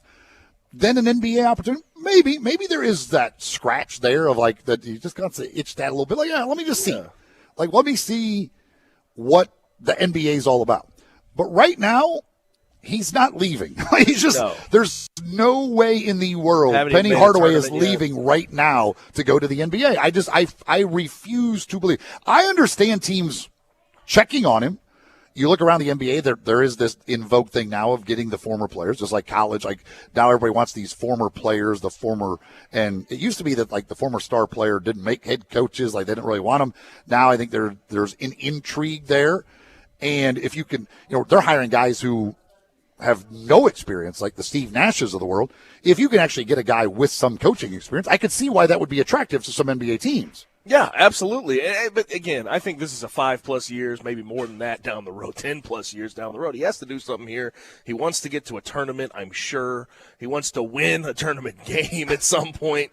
So it's way too early to talk about that. But I can see where he's wanted at the NBA level. You talk about stylistically what he tried to do on offense the first couple of years at Memphis. He tried to have it free-flowing. He tried to let these college players do their own thing. In the NBA, that probably lends itself to working. At college level, we saw probably not so much. So I think his coaching style may be more comfortable and suited for the NBA at this moment, but I think he's still adjusting to the college game. And again, yes, I think all said and done, this is a 5+, 10+ years down the road conversation, and not this year. Like a lot of times you can ask, like a guy when asked about a coaching rumor about another job, like they'll give you the coach speak answer, like, like he said, I'm flattered, all that, because there are people like, well, he didn't say no. I'm like, well, he said like 3 different times, I'm committed to Memphis. Yes. No, he did not say I'm flattered, but there's no chance. Right, he did not say there's no chance I'm taking the Orlando Magic coaching job if they offered it to me. But he said like 3 different times in that response, like, right now I am committed to Memphis, and I truly believe everything he said. Yeah. It's flattering. It's cool to have your name thrown out there, but he is committed to the University of Memphis and getting it done here. In the meantime, having him up for NBA jobs is a hell of a recruiting tool. Not that he needed a whole bunch of opportunity, a whole bunch of different things to use in recruiting. He seems to do well for himself already. But that's something you could use right this second to show guys to come to the University of Memphis. We have a guy that is being looked at for NBA jobs. You're going to be ready for the NBA. He has the connections, and that's always been the case. But to see him up for those jobs even adds to that sort of pedigree. Yeah, I mean, kids see his name thrown around out there by the Wojs of the world. Yeah, I mean, that certainly is nice. But again, how much help does he need recruiting? That has not been the problem. Very true. Recruiting has not been the issue with Penny Hardaway at all. He is getting the recruits. Text here says, I think Penny in the NBA is a good possibility. He's smart and has surely figured out taking the Tigers to the Final Four is very remote. I don't know that he needs to take the Tigers to the Final Four to be satisfied. He needs to take him to the tournament. Yes. He's not leaving here having won an NIT championship saying, yep, I accomplished what I told you when I came in. I was here to win championships, and I won an NIT championship, therefore I'm gone. He wants to take him to the tournament. He wants to win tournament games. It may not be a Final Four, but he's not walking away. I just don't believe he's walking away from that program having never gone to the NCAA tournament. Now, if it's a very plush job, if he gets a job with a team that he's very, very comfortable with, that he thinks has the players to go win a championship in the NBA, maybe, right? But in this situation, it just seems like he's going to have to not just make the tournament, but make a decent run in the tournament before he makes the decision to move away from the University of Memphis. He promised a lot of things. He's brought a lot to the university, and there's been situations where truly with the James Wiseman situation, it wasn't all that fun, right? And it hurt the university for a little bit. But I think he wants to right those wrongs, and I think he wants to get the University of Memphis back on top and in a situation where they're thriving before he moves on. Even if the university again tells him he can't hire Larry Brown, which I don't know that I don't know. I don't know where they stand on this. I don't know where Laird Veach and Dr. Rudd would stand on hiring Larry Brown. Tom Bowen wouldn't let it happen.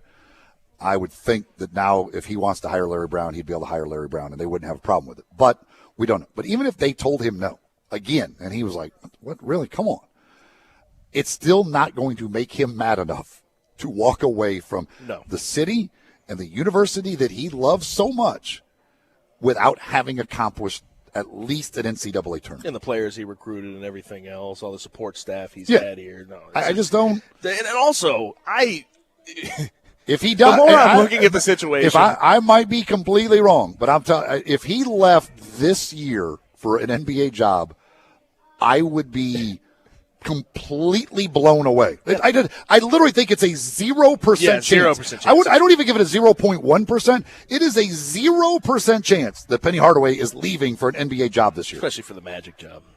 No, that just doesn't seem right. Even if the Celtics wanted him, right? And it's a Boston Celtics, and they've got some good players.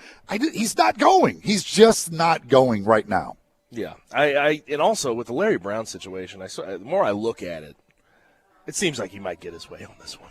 Like it seems, I don't see them saying no if he really brings it to them.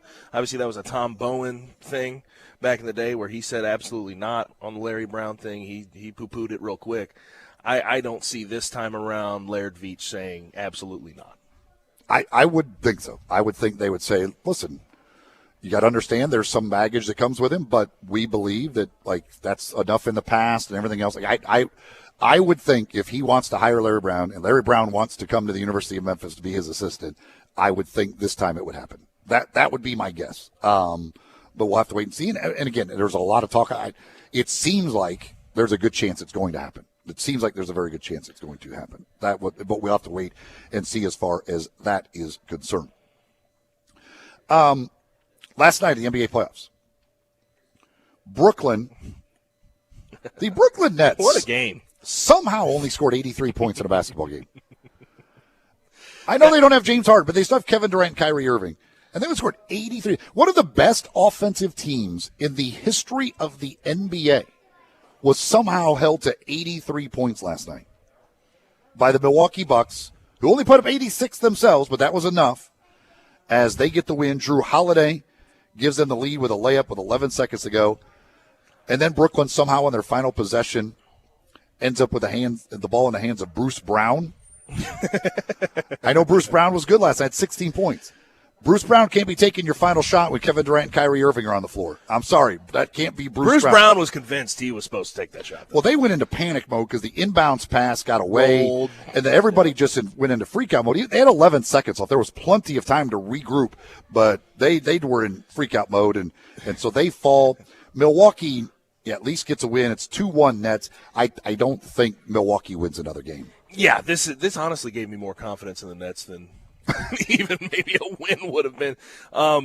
Chris Middleton and Giannis must have had a conversation with the rest of the roster saying, no one else can score today. Because they accounted for 68 of their 86 points. That's about 80%. And 29 rebounds. Points. They had 29 rebounds, 15 rebounds. Chris Middleton, 35 and 15, and Giannis, 33 and 14. And they only scored 86 points. As I said, that's it. Like, nobody else on the team did hardly anything. But I give them credit. They got a win. They had to get a win. And Chris Middleton, who had been bad, stepped up. At home, he stepped up, and they went and won a game. But yeah, again, you're not holding the Nets to 83 points very often. No. And also, I think the issue here, too, is when you look at the Nets only losing by 3 in that game, if you were going to tell me that there was going to be a defensive battle in one of these games, I would say Bucks by 10, right? I'd say Bucks by 10. But I would not expect the Nets to be sticking in there like they did. And you need more support on both teams from the support players. Joe Harris yesterday, 1 for 11 from the field. He was awful. I don't think that'll happen again for the rest of the playoffs, to be completely honest with you. He doesn't miss like that too often. And Durant got 30 points, but he was 11 of 28. If you can make Kevin Durant have to take 28 shots to get his 30 points, you've won. Like that, you win that battle. And I will also say this. If Giannis Antetokounmpo, the rest of the series, if he has a game where he misses 17 shots, the Bucks are not going to win that game. Yeah. Because he shoots so much around the rim, and he cannot hit a three at all. They're leaving him wide open, and he's just trying. He knows he can't hit anything right now. And by the way, with the free throws, Mike, does he really have to take 9.9 of his 10 seconds? He doesn't want to shoot it is the problem. He knows he's going to miss it, so he doesn't want to shoot it. He does the whole thing. He passes it back to the ref. The ref, he does his little, that's practice stroke. A guy that is not confident in his shooting a free throw. When it he just doesn't want to shoot it.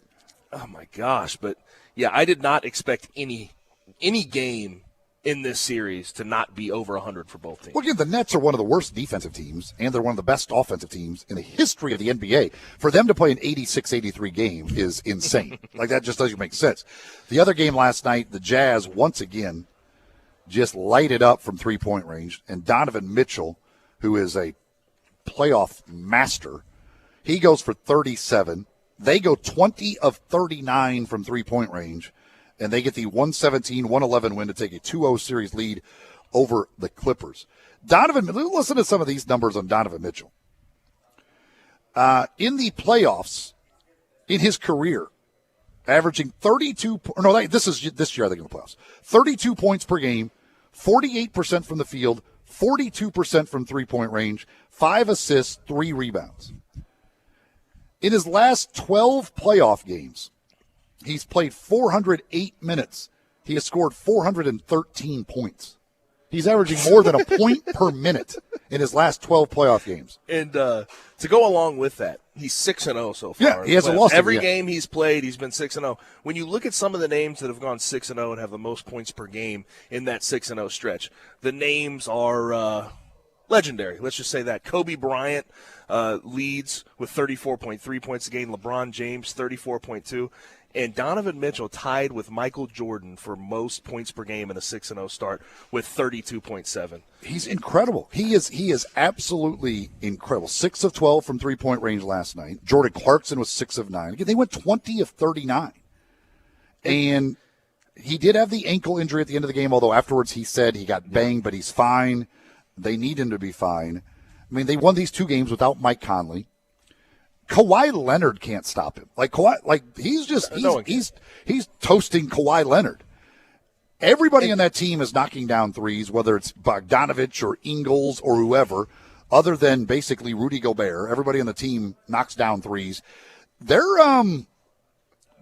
they're no fluke. Like they're just really, really good because they make so many threes. And with Donovan Mitchell, he can score from absolutely anywhere on the floor. Somehow he finishes at the rim at 6'2". He can get to the mid-range, get to his spots, and make it. He pulls up from just ridiculous range with a hand in his face, and it goes down from 3 right there before half. He is absolutely incredible. And on the other side, when you look at the Clippers, I know that when you look at the box scores and you see what Paul George does, 27, 10, 6 on 8 for 18 shooting, 2 for 6 from 3, you're like, okay, that's not that bad. But if this Clippers team wants to compete with the Jazz and win the Western Conference, they need more out of him, just visually. If you watch the games, Paul George just hasn't been himself for quite a while in the playoffs. Well, they got 48 combined out of George and Leonard. They're probably going to need 60 to 65 out of those two guys to beat the Jazz. Reggie Jackson shouldn't be your leading scorer, although he has been playing incredibly. Yeah, when you get a game like that out of Reggie Jackson where he gives you 29, you need to win that game. But I'm telling you, the Jazz are just so good offensively. They are just, again, you're shooting 51% from three-point range, 55% from the floor. Like, they just don't miss. And when Mike Conley gets back, he helps out so many guys. He helps out Royce O'Neal. He helps out Bojan Bogdanovic because they're just standing there on the wing waiting for him to get inside and kick it back out on the driving kick. So once Mike Conley gets back, those three-point numbers. I don't know if they'll go up from last night, but they'll stay around there. And I got a question last night I was going back and forth with one of my buddies on Twitter. He goes, are the Jazz going to make 20-plus threes on the road against L.A.? I said, they're making 16-plus getting up. Yes. Out of bed, it doesn't matter. They average 17.5 per game during the regular season. They just shoot threes at such a high level, it's unbelievable. Well, you just look at their team. Donovan Mitchell going to make 3, 4, 5 threes every game. 6 last night. He just is. Like he's going to shoot enough of them. He's going to make. Joe Ingles probably going to make 2, 3, 4. Bogdanovic going to make 2, 3, 4. Conley. O'Neal probably going to make 1 or 2. Conley going to break 2, 3, 4. Clarkson's going to come off the bench, make 2, 3, 4. Like Niang, they just add up. They just add up. Like if every guy out there can make a couple of threes, they're going to add up. And so yes, they're going to make 17, 18, whatever threes it is because they're going to shoot, and they just shoot them at a really high percentage. They're tough to guard. And then you got Gobert on the pick and roll getting dunks and everything else. And how about this? You want to know this stat from last night that I saw somebody throw out there? In last night's game, the Jazz defensive rating, when Rudy Gobert was on the court, it's ridiculous. A 97.3. So that's 97.3 points per 100 possessions. When Rudy Gobert was off the court, 169.6. You know why he's the defensive player of the year? Because of that. Now visually, it's weird. That's 72 points per 100 possessions worse when he's off the court. Visually, it's weird with him, and that's why people get after him because he flops all over the place at times. But he makes a massive difference on the defensive end. Last night, how many blocks did he have? He had 3 last night, and he alters another 5 shots at least. Absolutely, when he's on the floor, he's a plus 14 last night. And 20 boards last night. I mean, Rudy Gobert does so much in regards to the defensive end. And also, how many dives per game does he get just wide open at the rim? Yeah. He doesn't miss field goals. When he puts it up, it's usually a gimme. So he's been fantastic for them as well. I'm telling you what, I know the Clippers were down 2-0 in the first series, came back and won. I don't see how they can come back and beat the Jazz. I just think the Jazz are better than them. And if Kawhi can't stop, Donovan Mitchell, Paul George can't stop Donovan Mitchell, none of those guys can stop Donovan Mitchell. So I don't know how the heck they plan on beating the Utah Jazz. In game 1, it sort of showed me what the Clippers were in for because the first half, I thought the Clippers did a heck of a job defensively. They did all they could. And obviously, they just got out of a 7-game series, so it's tough for them. They're trying to recover a little bit while still playing. But they did a good job defending the pick and roll. They closed out really well in the first half of the first game. But then you got to the back half, you got to the fourth quarter, and closing out's not as easy. No. Because they just have 4 shooters at a time on the floor that can all stroke it at about a 40% rate. So it's just so impossible to guard the Jazz for the entire game. I think a Jazz-Phoenix Western Conference final could be extremely entertaining because it'll just be up and down, a lot of shot making. Like it will be that could be some fun basketball to watch. And again, it goes back to when I talked about it yesterday. Grizzlies fans need to be rooting for anybody other than the Clippers and the Nets. You want the teams who have drafted, developed, and put teams together that way, not the teams that just went out and signed superstars. Show that you can win drafting guys, developing guys, and being patient, and then go and add the right parts around them at the right time via trade, and that's how you win championships. Show the Ja Morants of the world, be patient here. You can be the Devin Booker. You can be the Donovan Mitchell. We can win. It's going to take time for us to build the team around you. It absolutely looks good. And with the Jazz, even to this point, I don't know if a lot of people believe in them. No. Just because they haven't seen it, and they're doing it with what people would probably refer to as role players beside Donovan Mitchell, right? Because Rudy Gobert is a very good defensive player. Bogdanovich is a knockdown three-point shooter. There's no Royce other O'Neal star on that team at all. Is a 3-and-D type of guy, right? Jordan Clarkson was the sixth man of the year. It's just he's not like he comes in, he guns a lot. He's a good sixth man. I'll say it's kind of refreshing to see a well-put-together team get it done instead of the super teams. I mean, you look at the way Utah and Phoenix have both done it. It's a pretty similar thing. Like, they drafted a bunch of guys, developed them, tinkered here and there with little parts and trades, and then when they kind of felt the right time, they made the trade to go get the veteran. Utah goes and gets Mike Conley. Phoenix goes and gets Chris Paul. Like, they waited, though, till the time they felt like, okay, now is the time that one part can really take us to the next level. And now there's a good chance we're going to see those two teams in the Western Conference Finals.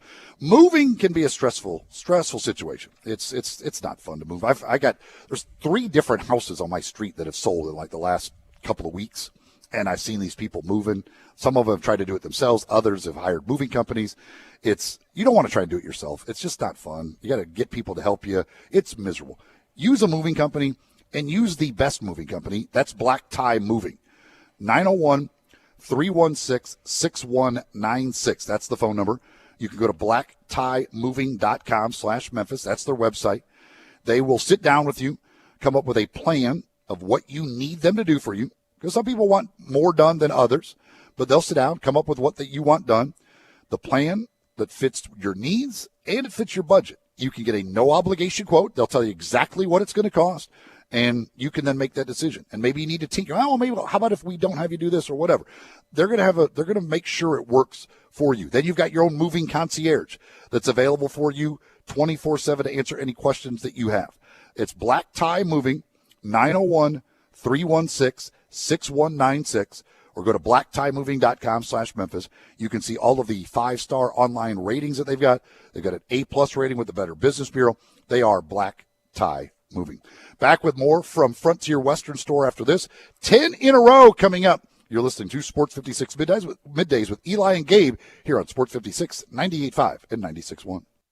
Same great shows. We welcome you back to Sports 56 Middays. What's up? It's Sports 56 Happy Hour. A new spot on the FM dial. Check out Sports 56 on our new FM home at 98.5. Looking for a high-efficiency planting solution? The Case IH 2150 Early Riser Planter combines the industry's most accurate planter technologies with a rugged row unit for fast and uniform emergence. The Case IH 2150 Early Riser operates at your speed and adapts to unique field conditions so that you can maximize your yield potential. Stop in or call Mid-South Ag Equipment at 662-890-3141 to learn more. That's Mid-South Ag, your Case IH Equipment headquarters. Nestled in the heart of East Memphis, located corner of Park and Cherry, is a beautiful residential neighborhood. I'm here at Town Village Audubon Park interviewing a new resident, Carolyn. Share with us why you chose Town Village. Well, if your parents or special friends need to make that big move, let me share with you my experience. It was tough for me to leave home, but then I discovered Town Village. I would like to highly recommend Town Village to you and your loved ones. After looking at all the amenities and meeting all the people and staff, I was hooked. From restaurant, bistro, 3 meals per day, housekeeping, transportation, security, health care, physical therapy, exercise room, and even a heated pool and spa. Come see us and make your new home at Town Village. Visit us and call Daniel at Town Village Audubon Park at 901-374-7342. There's no place like home, Town Village.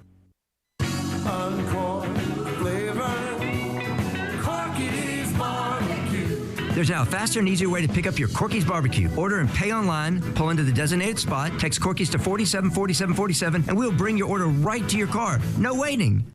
Hi, this is Troy Five-Ash, owner of Five-Ash Roof Services. You've heard me talk about how we offer the best products, the best warranties, and the best services for years. Now let's talk about pricing. Pricing should never be the only reason you hire a contractor, but in today's world, pricing is always a consideration. So we suggest you get 2 or 3 estimates for your roof replacement from a reputable, licensed, and insured company, and then give us a call. If we can't beat your best price for a comparable roof system by more than $100, we'll give you $100. It's that simple. We are so sure we can offer you the best price, beating all other qualified companies. We will hand you $100 if we can't, and thank you for the opportunity. So give us a call. What's the worst thing that's going to happen? Make $100? Five-Ash Roof Services, a proud supporter of Tiger Athletics and the official roofer of the Tigers home team. Five-Ash Roof Services, fair, honest, and ethical. 367-0050 or memphisroofer.com. Five-Ash Roofing, it's what we do. We're here for you. Upgrade your commute at Acura of Memphis. Seize the thrill and test drive one of our award-winning models, each packed with cutting-edge technology, luxurious amenities, and a driving experience that's sure to awaken your inner self. Driving shouldn't be a chore, it should be an adventure. Advance your drive today, shop our aggressive lease and finance options now, luxury is waiting at Acura of Memphis, or shop online 24/7, visit AcuraofMemphis.com. Hi everyone, this is Greg Gaston for FanDuel. It's Fight Night featuring the can't-miss rematch between Israel Adesanya and Marvin Vettori at UFC 263. And FanDuel is giving you 30-1 odds on either fighter to win the main event. That means you can win $150 on just a $5 bet. And I'll give you a hint. I think Adesanya is going to win. I think he's going to defend his middleweight title for a 3rd straight time. Just place your first bet on the FanDuel Sportsbook app using promo code GASMAN and get in on this incredible action. Then just sit back and watch the fist fly as Adesanya and Vettori 2 on Saturday, June 12th takes place. FanDuel is my go-to for all sports bets. Baseball, basketball, football, MMA, whatever the sport. Go to FanDuel to have fun. Don't forget, you can only get this offer on the FanDuel Sportsbook app, so download it today and sign up using promo code GASMAN so they know we sent you. That's promo code GASMAN. Must be 21 or over and present in Tennessee. New users only. Must wager in designated offer market. $10 first deposit required. $150 max bonus. See full terms at sportsbook.fanduel.com. For a gambling problem, call Tennessee Redline at 1-800-889-9789. Now, back to Sports 56 Middays. This hour of Sports 56 Middays is brought to you by James Gaddis Jewelers at 4900 Poplar. Here once again are Greg Gaston and Eli Savoy. Welcome back. Eli and Gabe here today. We're at Frontier Western Store down in Olive Branch. You can come on by and shop for Dad. Father's Day, a week from Sunday. They've got deals going on through Father's Day. So you got another that week or so to come by and take advantage of great deals. All jeans, khakis, pants, now $5 off. Shorts, 25% off. They've got Wrangler, Ariat, Carhartt. They got all kinds of great selection of clothing here. And again, it's just like to our left here and behind, like it's literally 3 walls of jeans and pants. It's amazing. And then boots surround the place. They got the massive boot showroom, hats. They got great jackets and clothing here in front of us. Just, it's all great stuff. Frontier Western Store. You certainly can find something for Dad. Heck, if not, get him a gift certificate here at Frontier Western Store. Don't forget you can shop online at frontierwesternstore.com. But you can come on by Monday through Saturday, 9 to 7, Sunday, 1 to 6, 5880 Goodman Road. And again, up until 1 o'clock today, while we're here, you can come on by. You can register to win. We are going to draw at the end of the show. 2 people will win $50 gift certificates to Corky's. 1 person will win $100 to Miramichi Golf Course. We'll be drawing those just before 1 o'clock, so come by before then. You can also pick yourself up a Moe's Burrito Box. Get yourself a chicken burrito, some chips and salsa, and a cookie in each one of those boxes. So a nice little free lunch for you from the folks at Moe's just down the road. So come on by and see us here at Frontier Western Store. Again, 5880 Goodman Road. Time now for 10 in a row. Not 5, not 6, not 7, not 8, not 9, but 10 in a row. It is time for 10 in a row. Speaking of great prizes, like you can win here at Frontier Western Store for coming on by. Also, you can win a great prize package if you can win 10 in a row. Today, for 10 in a row, going to give away $25 to Central Barbecue. That certainly is good. And we're also going to give away $50 to 117 Prime downtown. So $25 to Central Barbecue, $50 to 117 Prime downtown for the winner of 10 in a row today. And here is today's category for 10 in a row. Players who have scored 50 points or more in an NBA playoff game. So I will give you a name. If that player has scored 50 points in an NBA playoff game, then they are a yes. If they have not, then they are a no. And if you can get 10 in a row correct, then you get the $25 to Central Barbecue and $50 to 117 Prime. $75 total dollars of deliciousness for a simple phone call. Pretty straightforward. Yeah, 360-8255. 360-8255 is the phone number to play 10 in a row. We do have a couple of open lines right now for you to get in line. For instance, like who has scored 50 points recently? I'm trying to think of somebody but again. Someone that's not on your list. Yeah. If somebody scored 50 points in a game in the NBA playoffs, this is playoffs only, not regular season, playoffs only. 50-point playoff games, they are a yes. If they have not, then they are a no. 360-8255. 360-8255. $25 to Central Barbecue. $50 to 117 Prime going to the winner of 10 in a row today. Bill is going to lead us off. Hey, Bill. Hey, I get to be the guinea pig today. Hey, that just means you got the first chance to win. That's all it means. Okay. I don't have. All right, here we go. Go ahead. 50-point NBA playoff games. Tim Duncan. Yes. Well, had the first chance to win.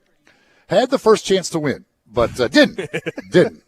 That's accurate. Hey, but at least had the first chance to lose. We know the answer for Tim Duncan now. All right, folks, get on the phone lines now. Again, we got a great prize package: $25 to Central Barbecue, $50 to 117 Prime. Guys who have scored 50 points in an NBA playoff game. 50-point scores in NBA playoff games. A couple of these are very recent, and a couple of these are very obvious because you certainly know certain guys have scored 50 points in an NBA playoff game. Some of those games are very famous games. 360-8255. 360-8255 for your chance to win in 10 in a row. Michael is next up. Hey, Michael. Hello? Michael. Hello, Michael. How's it going, Michael? Michael, Good. turn your radio down. Michael, can you? Oh, gosh. All right, hold on, Michael. Michael, you need to turn your radio down and listen on your phone. Can't listen on the radio and talk on the phone. It's not going to work. There's a delay there. 360-8255. 360-8255. We'll go back to Michael here in just a second. Got a couple of other folks getting in line. You can as well. Let's try Ralph. Hey, Ralph. All right. This is Ralph Thompson here. I like to play. All right. Here we go, Ralph. How's it going, Ralph? Michael Jordan. Yes. Kevin Garnett. Yes. It's those big men that are going to be the death of our callers. Hey, we got one right, though. We got Michael Jordan correct. Speaking of Michael Jordan, let's go back to Michael. Michael, can you hear us now? Hello? Hey, Michael. Hey. Michael, are you ready? Yes. All right, 50-point NBA playoff game scores. Tim Duncan. No. Kobe Bryant. Yes. Charles Barkley. No. 360-8255 to play 10 in a row, $25 to Central Barbecue, $50 to 117 Prime going to the winner. Jimmy is next up. Hello, Jimmy. How you doing? Doing good, Jimmy. Here we go. Michael Jordan. Yes. Kevin Garnett. Yes. We're 0 for 2 on Kevin Garnett. 0 for 2 on Garnett. To be fair, a lot of these names I'd say yes to. Oh, I mean, yeah. These all are very good. Most of these guys are all great scorers. It's whether they did it at a 50-point games 50, in the NBA playoffs yes. are not that common. I'll tell you that. 360-8255. Let's try Thomas. Hello, Thomas. Hey, how you doing?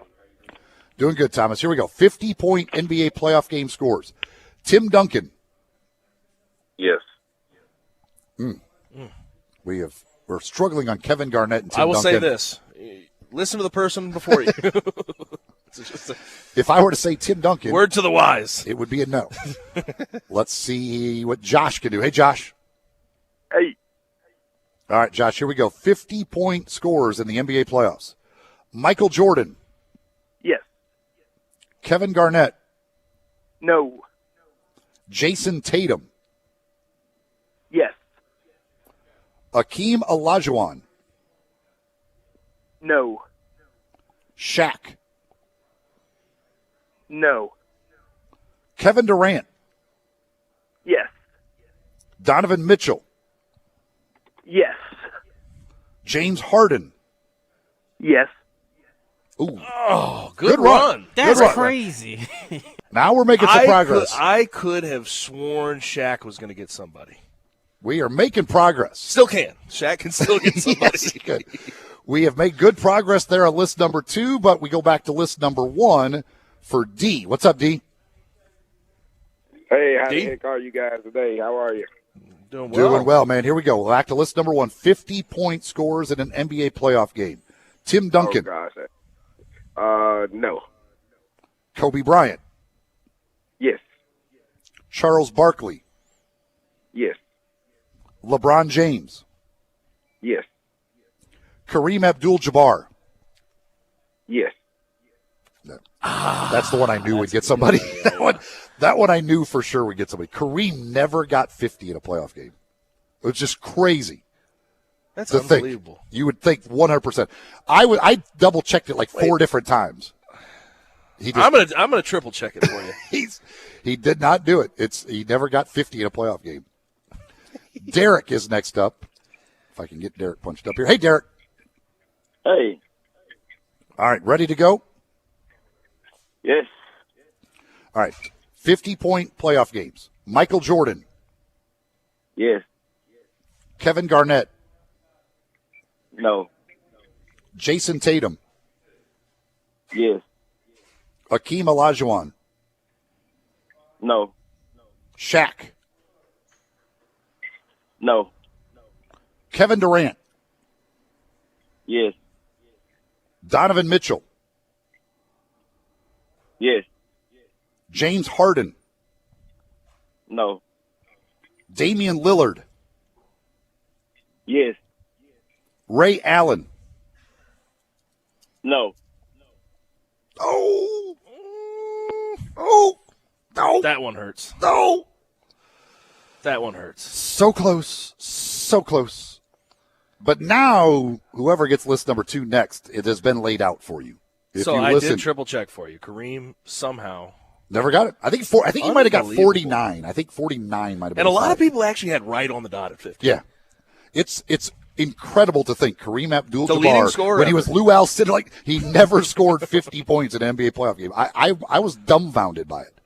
360-8255. Again, list number 2 now, you know all of the answers if you listen closely on list number 2. However, Paul has to deal with list number 1. Hello, Paul. You sure I can't get list number 2? Paul, you got it, man. Hey, you just got to have confidence. You got to have confidence and do it right here. Here we go. Tim Duncan. No. Kobe Bryant. Yes. Charles Barkley. Yes. LeBron James. Yes. Kareem Abdul-Jabbar. That'd be a no. Allen Iverson. Yes. Dr. J. Yes. Oh.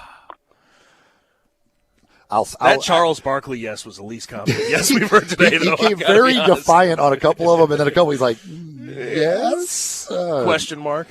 All right. Jim is next up with a shot to win it on list number 2. What's up, Jim? Hey, guys. All right, here we go. Michael Jordan. Yes. Kevin Garnett. No. Jason Tatum. Yes. Akeem Olajuwon. No. Shaq. No. Kevin Durant. No. Oh, boy. Oh, boy. That leaves the opportunity there for somebody else on list number 2. 360-8255, 360-8255. $25 to Central Barbecue, $50 to 117 Prime going to the winner. Get us there, Hunter. Hunter is next up. What's up, Hunter? Oh, I'm doing good. All right, here we go. We're going back to list 1 for you, so you got a little more work to do, but it can be done. Tim Duncan. No. Kobe Bryant. Yes. Charles Barkley. Yes. LeBron James. Yes. Kareem Abdul-Jabbar. No. Allen Iverson. No. Ooh. All right. Now we go back to list 2. Charlie with a shot. What's up, Charlie? Not much. What's going on? Here we go. List number 2. 50-point NBA playoff scores. Michael Jordan.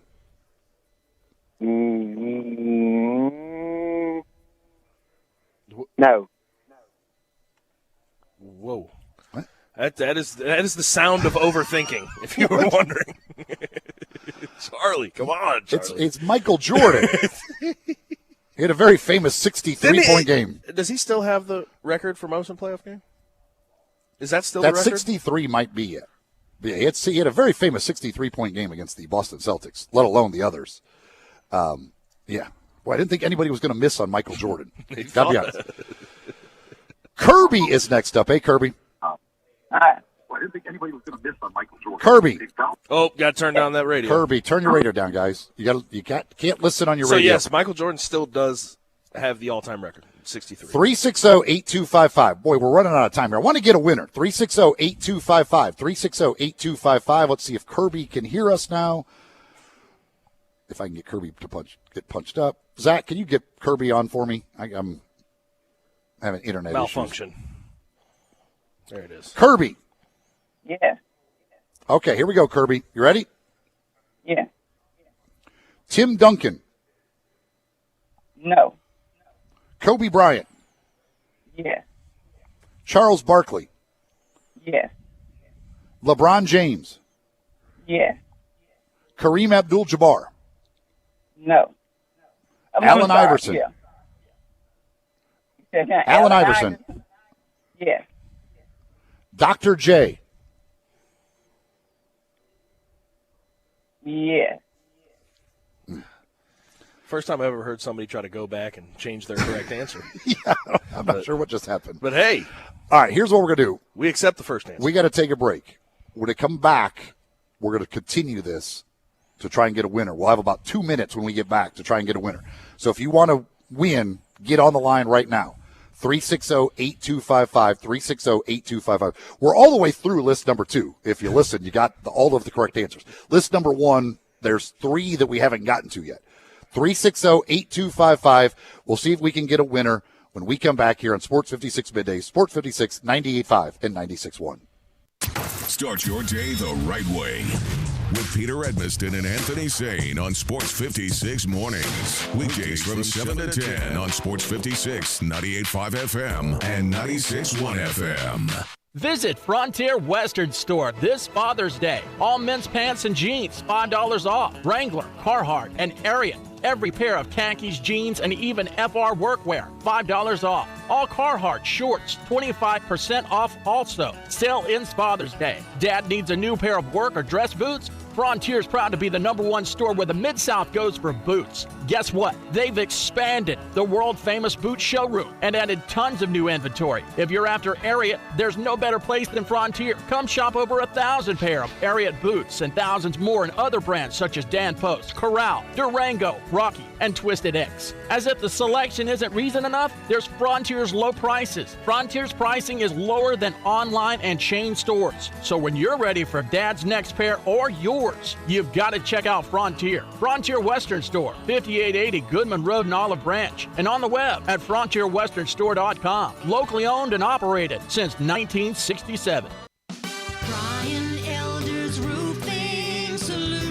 I'm Brian Elder. The great Kimmons Wilson of Holiday Inn had a slogan: the best surprise is no surprise. And that's so true. When I sit at your kitchen table, you're going to understand exactly what I'm going to do to your roof. From the underlayment to the hip shingles and ventilation, the flashing, the wood repairs, the cleanup, the crew safety, the warranty. It's amazing how many customers sign contracts being told none of that stuff. But the best surprise is no surprise. Insurance claims. Talk to your friends. More and more claims are being rejected, and only experienced claim specialists are getting those terrible decisions overturned. So if you don't hire me, please hire someone to manage the process with the experience to see it through. The best surprise is no surprise. 867-0303 or BrianElderRoofing.com. Call 867-0303. Brian Elder's Roofing Solutions. Do you hear My Computer Career ads and think, I don't know anything about computers? Well, you don't have to. Before starting, many graduates could turn a computer on and off. And that's it. Now they're IT pros. You could do it too. Go to mycomputercareer.edu and take the free career evaluation. You could start your new life in as little as 4 months. Grants covering up to 53% of the cost are available to those who qualify. It's not rocket science. It's My Computer Career. Hi, I'm Tito Beveridge, founder and master distiller at Tito's Handmade Vodka. In 1997, I started the first micro distillery in the state of Texas with my dog, Dog Joe, at my side. We're still working with dogs out at the distillery after all these years. Learn more about how dogs are a part of life here at Tito's Handmade Vodka at vodkafordogpeople.com. Tito's Handmade Vodka is made from corn and naturally gluten-free. Cheers. 80 proof Tito's Handmade Vodka, distilled and bottled in Austin, Texas. Tito'sVodka.com. Now, back to Sports 56 Middays. This hour of Sports 56 Middays is brought to you by James Gaddis Jewelers at 4900 Poplar. Here once again are Greg Gaston and Eli Savoy. Okay, we got phone lines all packed here. So we got 4 shots to get a winner for 10 in a row. Again, the category, guys who have scored 50 points in an NBA playoff game. We've already gone through the whole list on one side. They just missed the last one. The other one, there's 3 guys we have not gotten to. All right, Vincent, we'll get the first crack here. What's up, Vincent? How you doing? Doing good. Here we go. 50 points in an NBA playoff game. Which list did I do last, by the way? Oh, I did this list. Okay, so we're on list 2. Michael Jordan. Yes. Kevin Garnett. No. Jason Tatum. Yes. Akeem Olajuwon. No. Shaq. No. Kevin Durant. Yes. Donovan Mitchell. Yes. James Harden. No. Damian Lillard. Yes. Ray Allen. No. Oh, not again. Ray Allen. It was right there in his fingers, and he let it go once again. Oh. All right, we go back to list 1 for Larry. Hello, Larry. Hey. All right, Larry, here we go. You're on list number 1. 50 points. Did they score 50 points in an NBA playoff game? Tim Duncan. Okay. No. Kobe Bryant. Yes. Charles Barkley. Yes. LeBron James. Yes. Kareem Abdul-Jabbar. No. Allen Iverson. Yes. Dr. J. No. Vince Carter. No. Ooh. That was the farthest we got on that list. That's the farthest we got. All right, we go back to list 2 for Jimmy. Hey, Jimmy. Hey. Here we go, Jimmy. Michael Jordan. Yes. Kevin Garnett. No. Jason Tatum. Yes. Akeem Olajuwon. No. Shaq. No.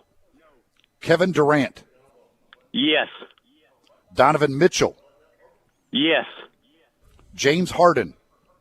No. Damian Lillard. Yes.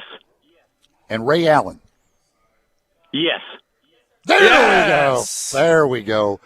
Well done, Jimmy. Congratulations. You are Jimmy. a winner. You got $25 from Central Barbecue, $50 from 117 Prime coming your way. Hold on, and Zach will take care of you. All right, we are out of time for the hour. The only ones we did not get to, Vince Carter we got to, they missed it. Vince Carter is a yes. Russell Westbrook is a yes. And Dirk Nowitzki, also a yes. The only one on here that you could technically say was a little bit of a trick that I put on here is Dr. J. Dr. J did score 50 in an ABA playoff game. He did not score 50 in an NBA playoff game. But I'm not even sure. Yeah, we did have somebody miss on Dr. J. I'm sure they didn't miss because they were like, oh, he scored 50 points in an ABA. No. But, yeah, that was the only one. Technically, that was a little trickery I did on you. I don't think people were going to call you out. Yeah, but Dr. J did do it in the ABA, never did it in the NBA. Congratulations to Jimmy. I'm glad we want to. I want to give away these prizes. Glad we got Ray Allen right. That's right. We want to give away the prizes. We want to make winners. We're giving away some prizes here at Frontier Western Store, and they make winners every day because great deals right now for Father's Day here at Frontier Western Store. Coming up, hour number 3, we'll kick it off with Brandon Marcello for 247 Sports right after this on Sports 56, 98.5 and 96.1.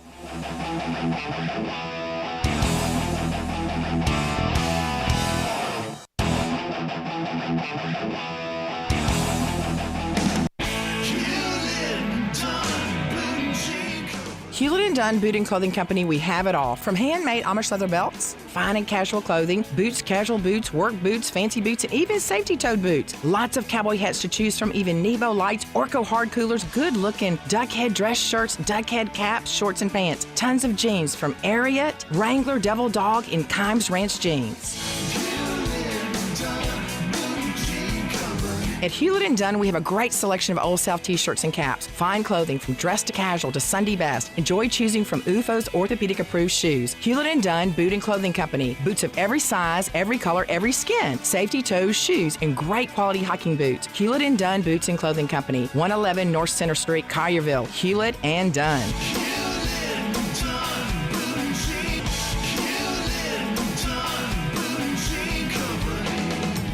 Hewlett & Dunn, serving you and your family since 1961. You've heard of James Gaddis Jewelers, but have you heard what they've done lately? Everything! A tremendous selection of diamonds and jewels, gold, silver, and much more. Lots of watches, tons of custom-made jewelry, fine gemstones, bracelets, necklaces, so many choices. Romantics will love the one-of-a-kind estate and vintage jewelry. James Gaddis has experts to help you with wedding and engagement rings, plus 2 repair experts for fine watches and jewelry. Layaway and financing available. James Gaddis Jewelers at 4900 Poplar. Looking for some action? Sports gambling is legal in Tennessee. Action247.com. Local, legal. A sportsbook by Tennesseans, for Tennesseans. Go to Action247.com. Register and place your bets. Are you a sharp or a first-time bettor? Action 24/7 has you covered. Visit us online at Action247.com. Local, legal. Action 24/7.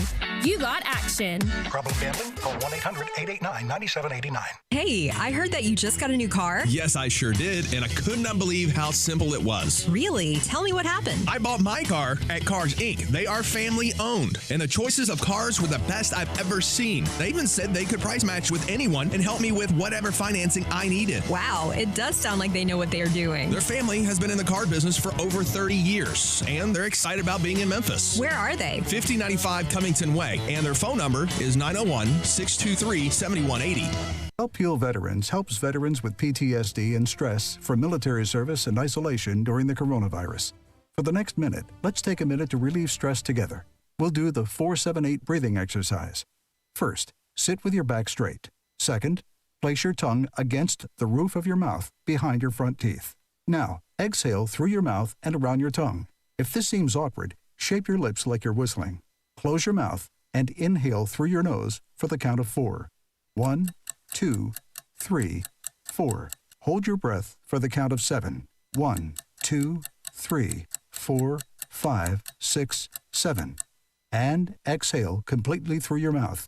Make a whoosh sound and count to 8.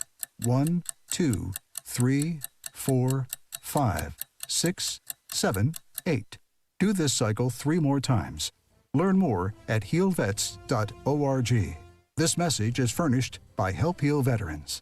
Do you know one of the best things you can do for your employees or family's health? Provide Arctic Clear bottled water. Arctic Clear bottled water is your locally owned and operated bottled water provider. Arctic Clear is 100% natural spring water with free delivery and setup, dependable service, and no long-term contracts. What an easy choice. Call Jeff Manus today, 901-382-2363, or visit arctic-clear.com. Arctic Clear bottled water. Call now, 382-2363. That's 382-2363. We are Sports 56 WHBQ Memphis, W253DF Memphis, and WIVG Tunica Memphis. Flynn Broadcasting Stations. Now, back to Sports 56 Middays. Here once again are Greg Gaston and Eli Savoy. Welcome back. It is Sports 56 Middays. Final hour of the day, final hour of the week here for us here on Sports 56 Middays. Going to kick it off with Brandon Marcello in just a moment. Ben Golliver later on the NBA playoffs. It's Eli Savoy and Gabe Kuhn. No Greg Gaston.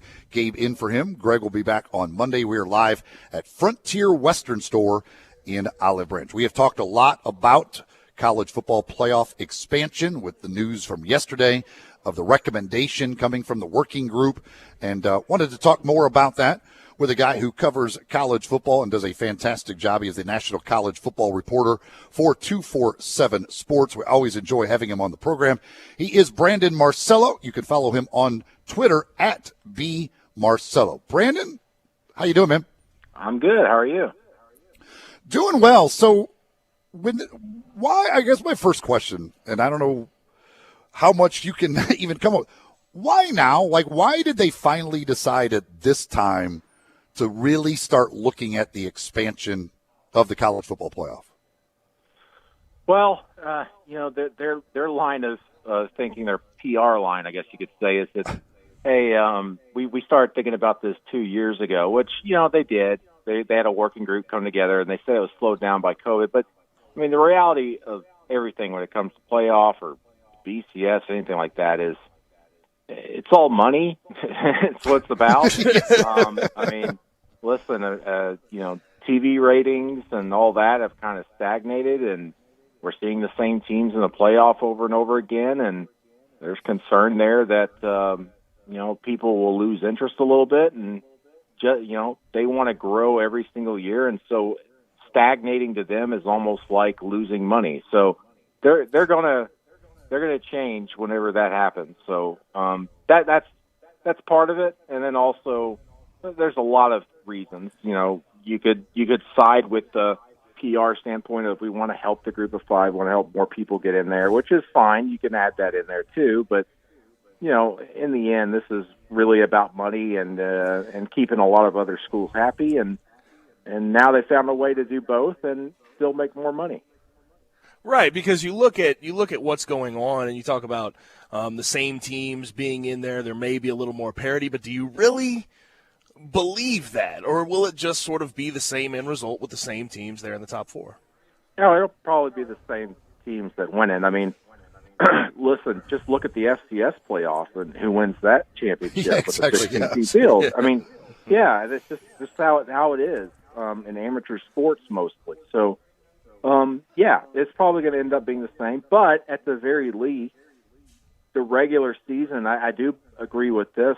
When the playoff, the working group was speaking yesterday to the media, I do agree with this, that the regular season will matter more, because now we're going to go from just maybe 2 games a week in October or November that matter for the playoff race to maybe like a dozen, because we've got so many spots. So it really will change the importance of the regular season. It'll make games bigger, and that's huge for the game, but also for fans. I mean, now instead of, I mean, listen, we've been poisoned so much by the playoffs to the point where, whether through the media or just from the natural results of us having a 14 playoff, it seems like we only focus on who's in, who's getting in, who's going to do this, and who's going to do that. But at least with this, maybe we still feel that way, but now it's going to involve so many more teams in the regular season that now we're not necessarily falling asleep when we see, maybe a UNC versus, I don't even know, name a team. But you know what I mean. At the very least, it's going to be a game that will matter a lot more.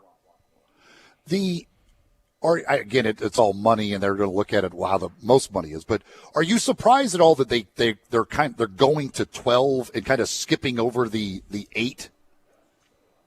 I'm not surprised. I mean, this is something that's been not talked about, but kind of been not settled on. How can I put this?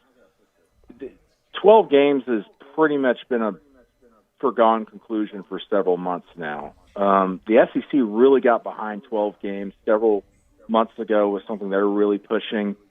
And, what the SEC say usually goes. But also the working group, they weren't looking for a solution that would only be something that would, maybe work for 4 to 6 years.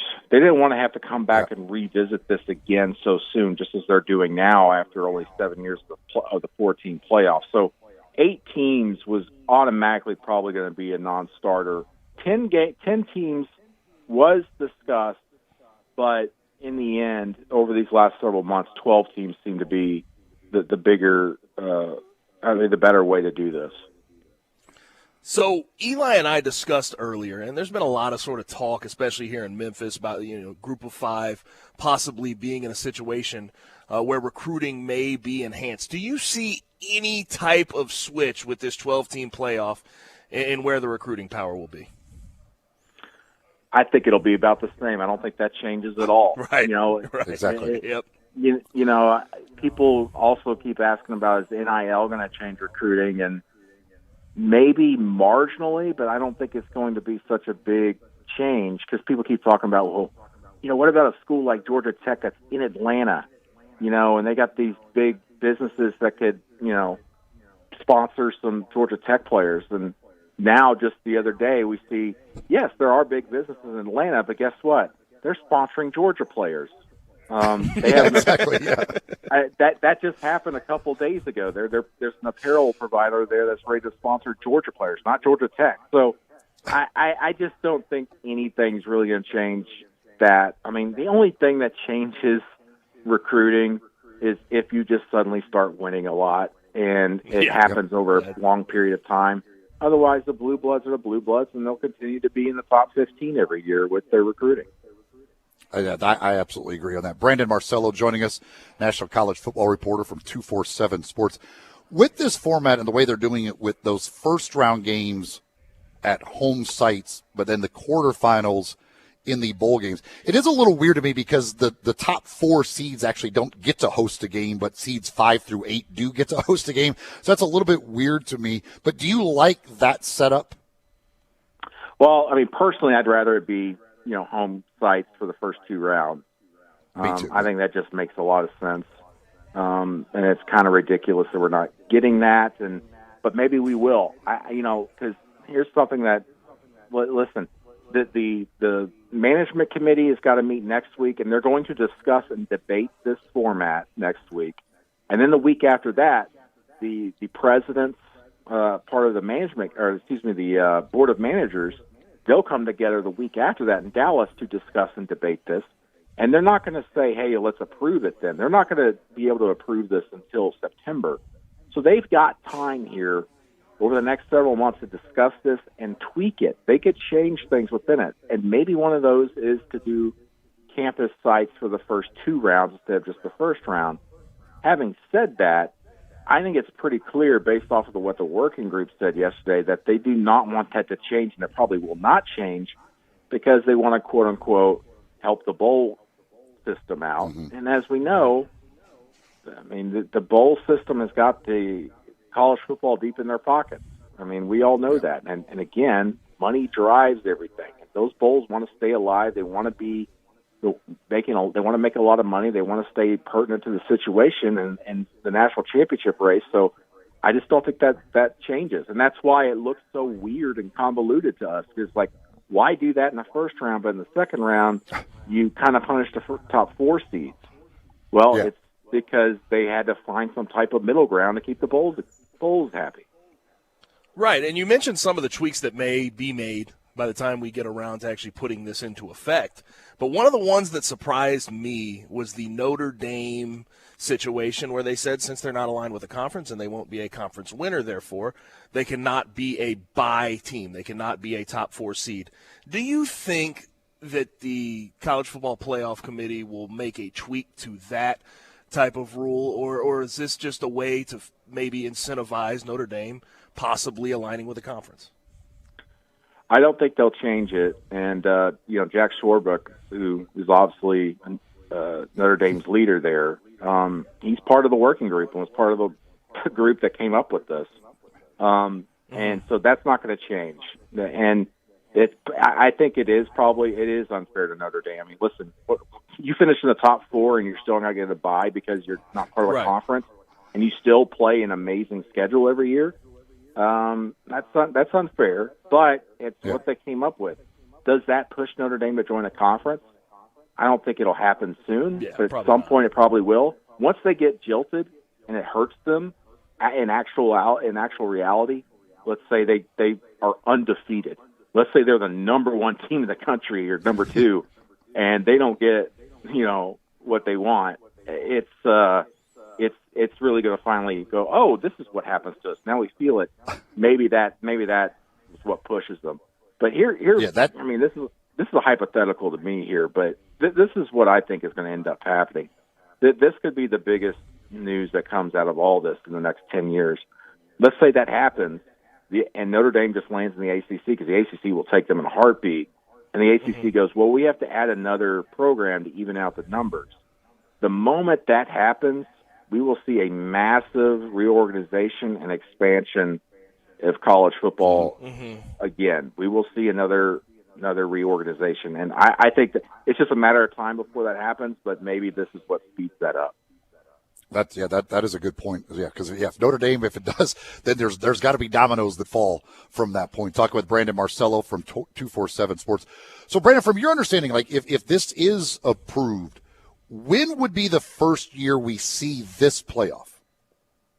I think it'll be 2023. That it's been pretty clear here the last month or two, and Bill Hancock pretty much said as much yesterday that it won't happen next year or the year after. So 2023 is the opening there, but it could be as late as 2026, 2027 potentially, probably 2026 because this TV contract with ESPN doesn't expire till then. Yeah. But I think.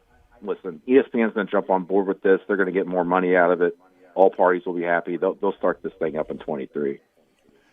From, I assume I know this, but from coaches you talk to, are they, I would assume they're really excited because when you get to say I'm a coach that made the playoff, that means more money, and now there's 12 of those coaches every year that get to say they made the playoff.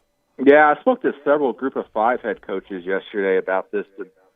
They're pretty excited for good reason, but they also were they started reflecting on it and going, well, all right, so what if my team finishes with 3 losses and we're used to going to a lower tier, mid-tier bowl?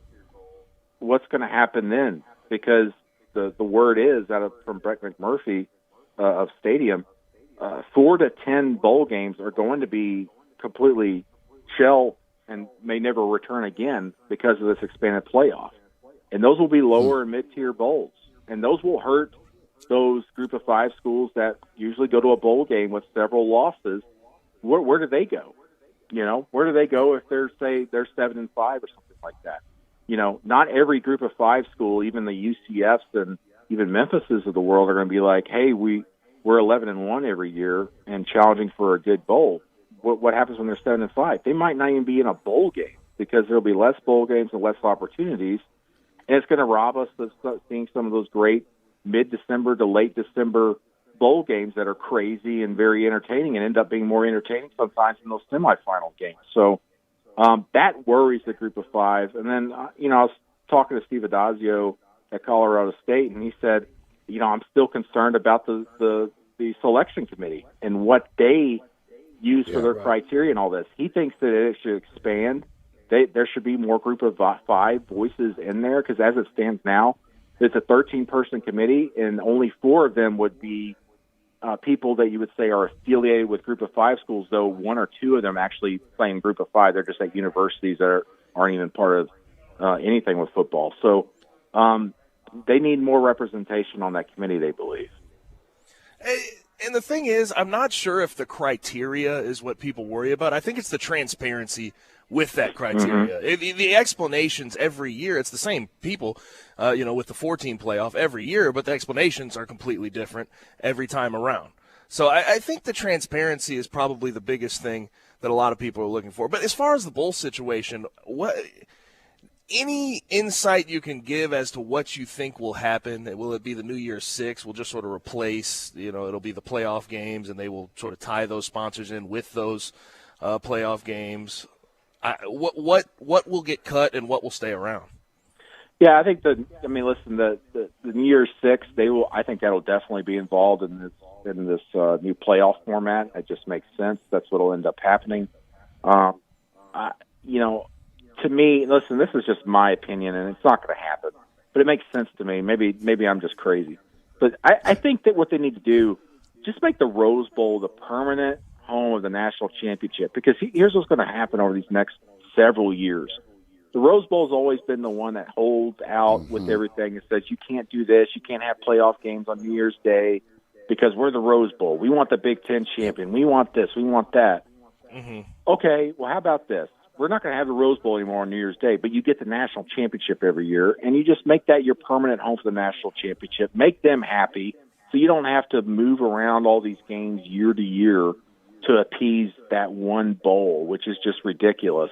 And Pasadena is a beautiful spot to hold a national championship, and you can make that your Omaha, so to speak. For college baseball, make that for college football, Pasadena. But when it comes to the bowls, I think it'll be more of the same of what we've seen with the current playoff and New Year's Six setup. Right.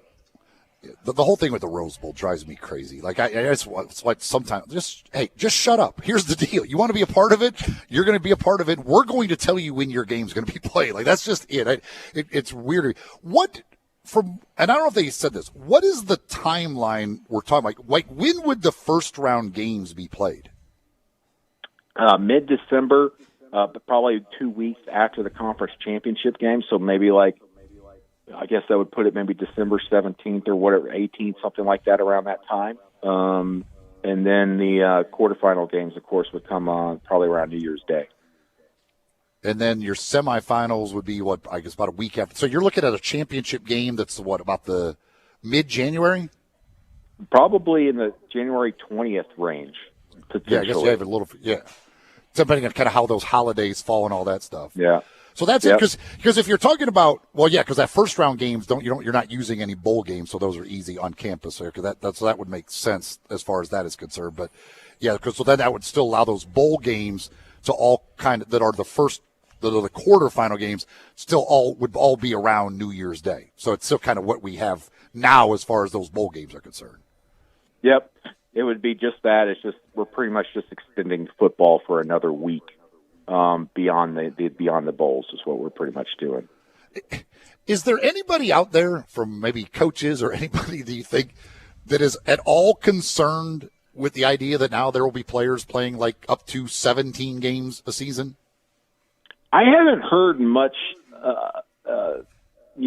criticism of that, though several reporters yesterday on the call were just hammering that home about player safety and all that, and maybe they're hearing different things from me than me. I haven't been hearing that. And the reality is that if there is a team that plays 17 games, it's going to be a complete Cinderella because they're not going to have a first-round bye. They're going to be in their conference championship, and they're going to have to go through the whole gamut of being an underdog throughout the playoff to win a national championship or play for the national championship. So in reality, you're going to play at most 16 games, not 17. And most teams will play 15 or 14 that are in the playoff, or 13. So I don't think that's as big of a situation as maybe is being led on by some people, but because I haven't heard that from coaches at all, and maybe that'll pop up once they realize that that's how many games they might have to play. And certainly, I'll say this: certainly, you will hear the coaches that are in the playoff complain about that because they'll find any little thing to blame something else. So, how do you understand the TV deals? It's going to be, obviously, I think ESPN will probably have the right of first refusal in all of these situations, but with more games comes more opportunity for TV money. Do you envision there being a secondary contract for maybe another TV network? That's a great question. You know, a buddy of mine brought this up yesterday. Like, all right, if we're going to do on-campus games that first round and Notre Dame does not have a bye, and Notre Dame has that contract with NBC to broadcast all of their home games, right? What happens there? Is there a situation there? Does NBC get the rights for a first-round playoff game? That's something that's going to be discussed and broken down. But also, here's another situation that, you know, would the playoff actually be better to wait till 2026 or 27 to shop this around to other networks instead of just being, you know, shoehorned in to only be with ESPN, where ESPN maybe doesn't end up giving them as good as a deal as, say, maybe Fox would or CBS or something like that, when there's obviously a competitive atmosphere and bidding on this instead of just one network dealing with it. I don't know, but I think in the end they'll end up just going to 23 and they'll just get the deal that they want.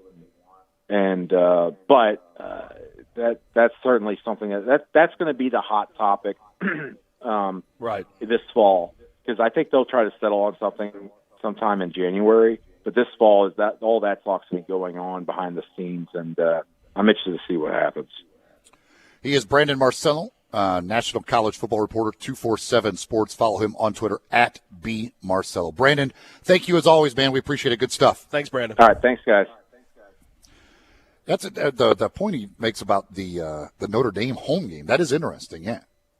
I mean, NBC is NBC's going to say, listen, we have the rights to Notre Dame home games. I don't know what you guys all think. We pay a lot of money. We get their home games. That will be a battle. But and he's right too. They would be much better off if they could wait and start this when they could open it up for bidding. Because you know Fox, and then you probably could do a deal where ESPN gets part of it, Fox gets part of it. There is an NBC quotient to it with Notre Dame of some sort. Like you would net more money if you could divide it amongst the teams. Yeah, Fox absolutely would want part of it. Yes, with their ties to the conferences they have. There's absolutely no question that ESPN's going to have the first say in all of these matters, in my opinion. Just so they can bid the most in a lot of these situations. They have the right now to the college football playoff. But with more games, I was just curious. It's interesting, especially with that Notre Dame thing. But with more games, you're going to have to spread it out, especially if you're playing all these games on one Saturday. Who's going to have these? What bowls are they going to be tied in? What corporate sponsors are they going to be tied in with? A lot of things that right now we're clearly not going to know, but here in a couple of years they're going to have to start figuring out. The thing with ESPN, because they can use ESPN and ABC, which works out very well for them to be able to get all of the games in. But no, I think there would definitely be more money out there if they could open it up for bidding to everybody and get bids from Fox and maybe do a little bit of a dividing it up and do something like that. New Life Medical Center is located at 9160 Highway 64. They do primary and urgent care. So if you're feeling ill, feeling sick, got injury, whatever, you can go by and see the folks at New Life Medical Center, and they will treat you. You don't even need an appointment to go see them. You can make an appointment if you want, but you don't have to have one. They do take walk-ins. Open 7:30 to 5 Monday through Friday, 9 to 1 on Saturday. The phone number is 213-0100 if you want to make an appointment or just want to get some information on what they offer services-wise, anything. You can give them a call at 901-213-0100. 888-986-0100. They not only do the primary urgent care, but they've got other things like they do testosterone replacement therapy for guys. They've got weight loss programs that they do. They treat low sex drive for women, erectile dysfunction, all of those different things. They do it at New Life Medical Center, 9160 Highway 64. It's in the shops at Stonebridge, a little shopping center there on Highway 64, not far off I-40. And they do have COVID testing available as well at New Life Medical Center. When we come back, we shift gears, talk some NBA with Ben Golliver from the Washington Post right here on Sports 56 Middays on Sports 56, 98.5 and 96.1. Grab a seat for a happy hour with John Harden. Passengers will please fasten their seatbelts. On Sports 56 Happy Hour. Weekdays from 1 to 3 on Sports 56, 98.5 FM and 96.1 FM.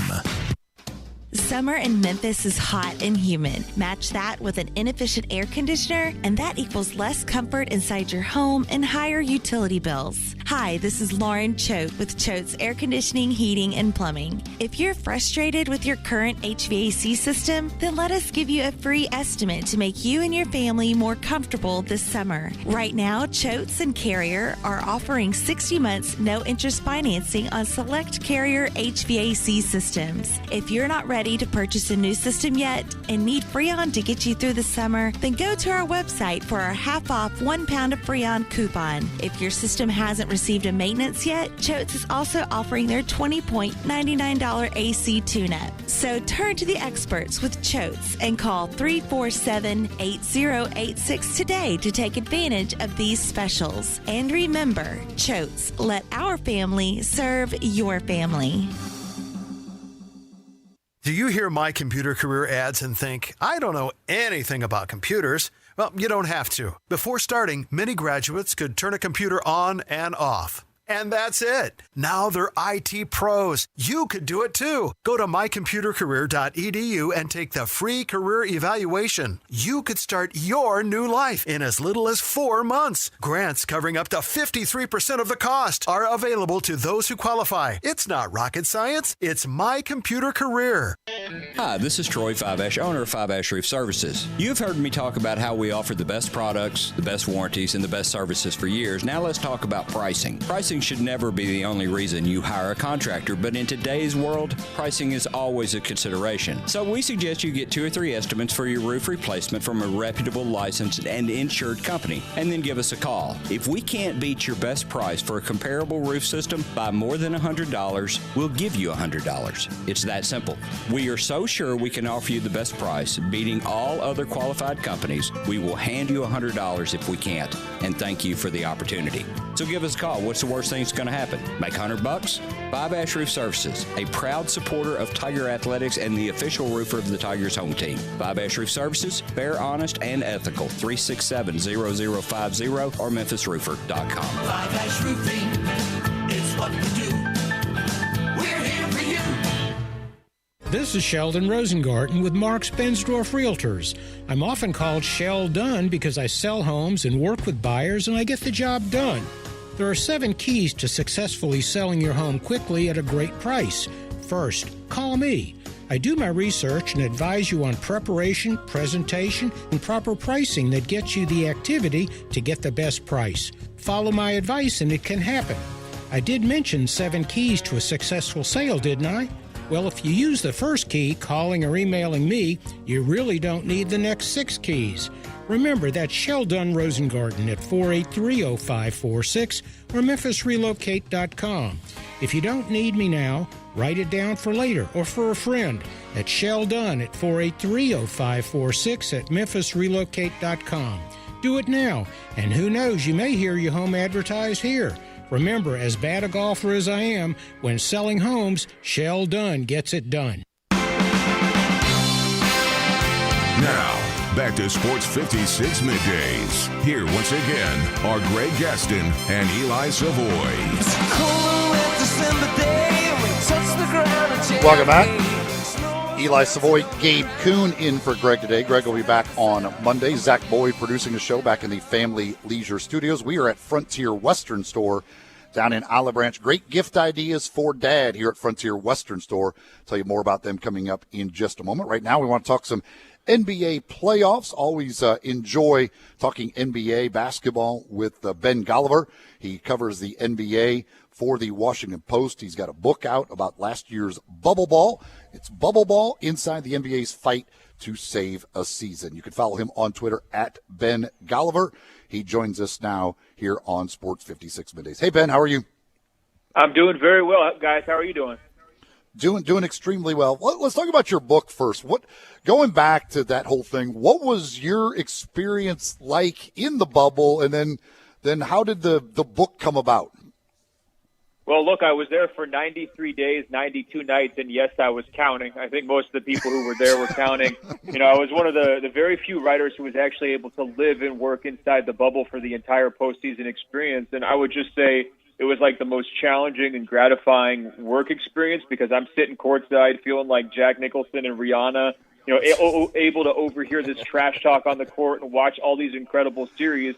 But it was also very, very difficult and draining mentally. I know you've heard a number of the players, LeBron James, Paul George, all these guys talk about how hard the bubble was.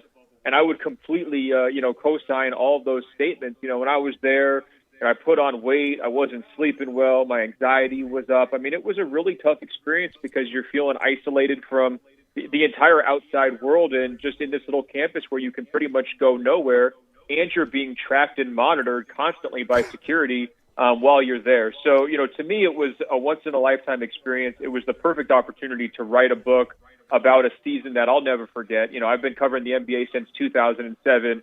I mean, this was easily the most important year when you're looking at the financial implications of the pandemic, when you're just talking about the weirdness of a guy like LeBron James winning a title at Disney World of all places. And so it just felt right. And, I was really excited to write Bubble Ball and get the opportunity to just kind of have basketball fans ride along with me through the journey. And I kind of take you from March when the season shut down all the way through October when the Lakers are spraying each other with champagne, spraying me with champagne because they had nobody else to celebrate with.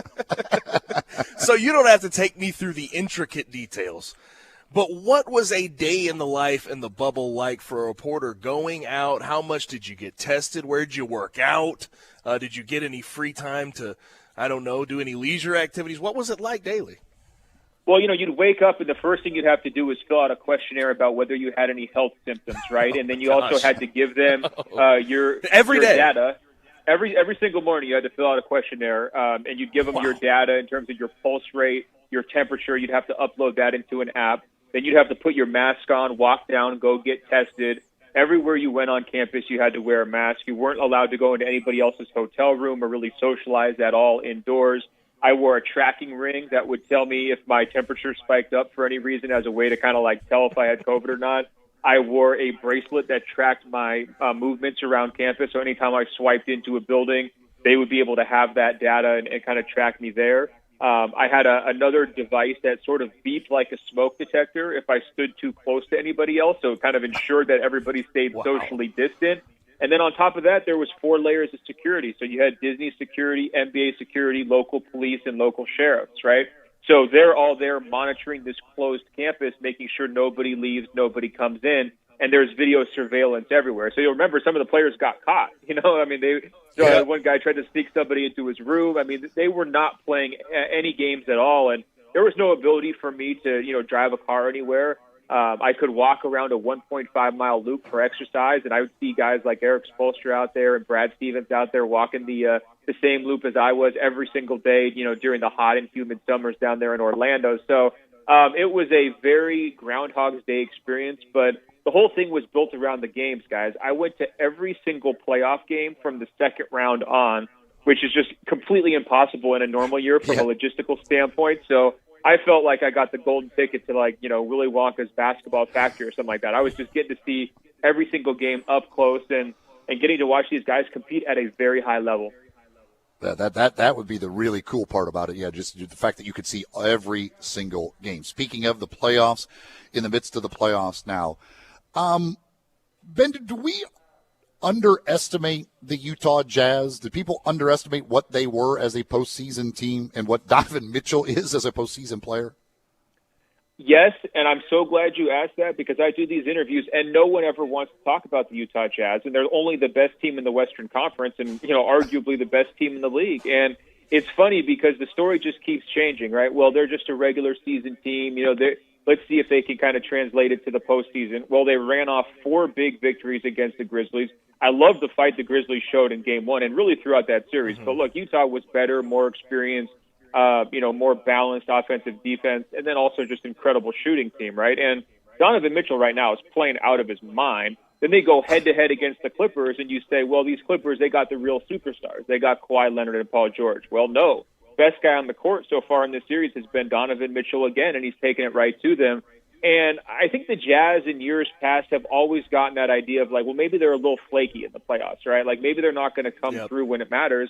You watch that game, too, the execution down the stretch. I mean, how many big plays did they get, whether it was Joe Ingles, Bojan Bogdanovic, both ends? Bojan Bogdanovic tying up Kawhi Leonard and trying to pick his pocket near midcourt, and in a key possession. I mean, some of these plays you just would not associate with the Utah Jazz from even, recent past or even, a longer time back. And I think they symbolize this wave of new blood that we've seen in this year's postseason. All 4 teams right now in the Western Conference remaining have never won a title. The last of those 4 teams to actually reach the finals was 1998, when MJ was shoving off on Brian Russell on the final play, right? So this is a very different moment for the league, in part because of the unusual season here, the condensed schedule, and all the other disruptions because of COVID. But I think the Jazz have proven to be incredibly consistent all year long. They've enjoyed pretty good health, even though Mike Conley's out right now.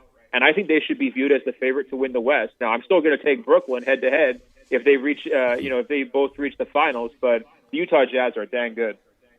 Yeah, and it honestly just seems wide open. With the Lakers out, a lot of people were going to, even though they were the 7th seed coming into the playoffs, people were going to lean to the Lakers. And a lot of people thought the Clippers as well. Clippers would turn it on during the playoff. Paul George hasn't quite been there. He's had some good statistics, but good-looking box scores. But visually, I don't know if he's been all of himself in the playoffs yet. But what is your ideal matchup from a basketball standpoint for the Western Conference Finals? For the Western Conference Finals, I think it's Utah-Phoenix. I mean, look, the problem with Denver right now is that they just are missing their guys, and this is a pick-and-roll clinic. I mean, Chris Paul's going out there getting like 15 assists, no turnovers. I mean, that's like, basketball pickup, right? I mean, if it's going to be that easy for a point guard to just dice up your defense, and, the Nuggets obviously don't have Jamal Murray, but they're also missing a guy like PJ Dozier, I think that he's got some length and maybe he could, kind of disrupt a little bit what Phoenix is doing offensively, but it's just been so easy for them through 2 games. Now, I don't think Denver's going to just go down in 4. I think they're going to fight back a little bit once that series shifts to Denver. But, to me, Phoenix is in command there. And I think, the Clippers, their big question so far this postseason is like, are they going to be able to do it at home? And I think that for Utah, they're going to go into Staples Center. I don't think they're going to be intimidated at all. I mean, they had a very, very loud home crowd themselves.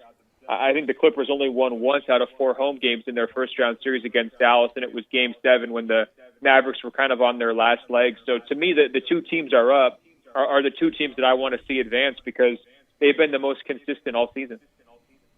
I absolutely agree. I think that could be a very fun series.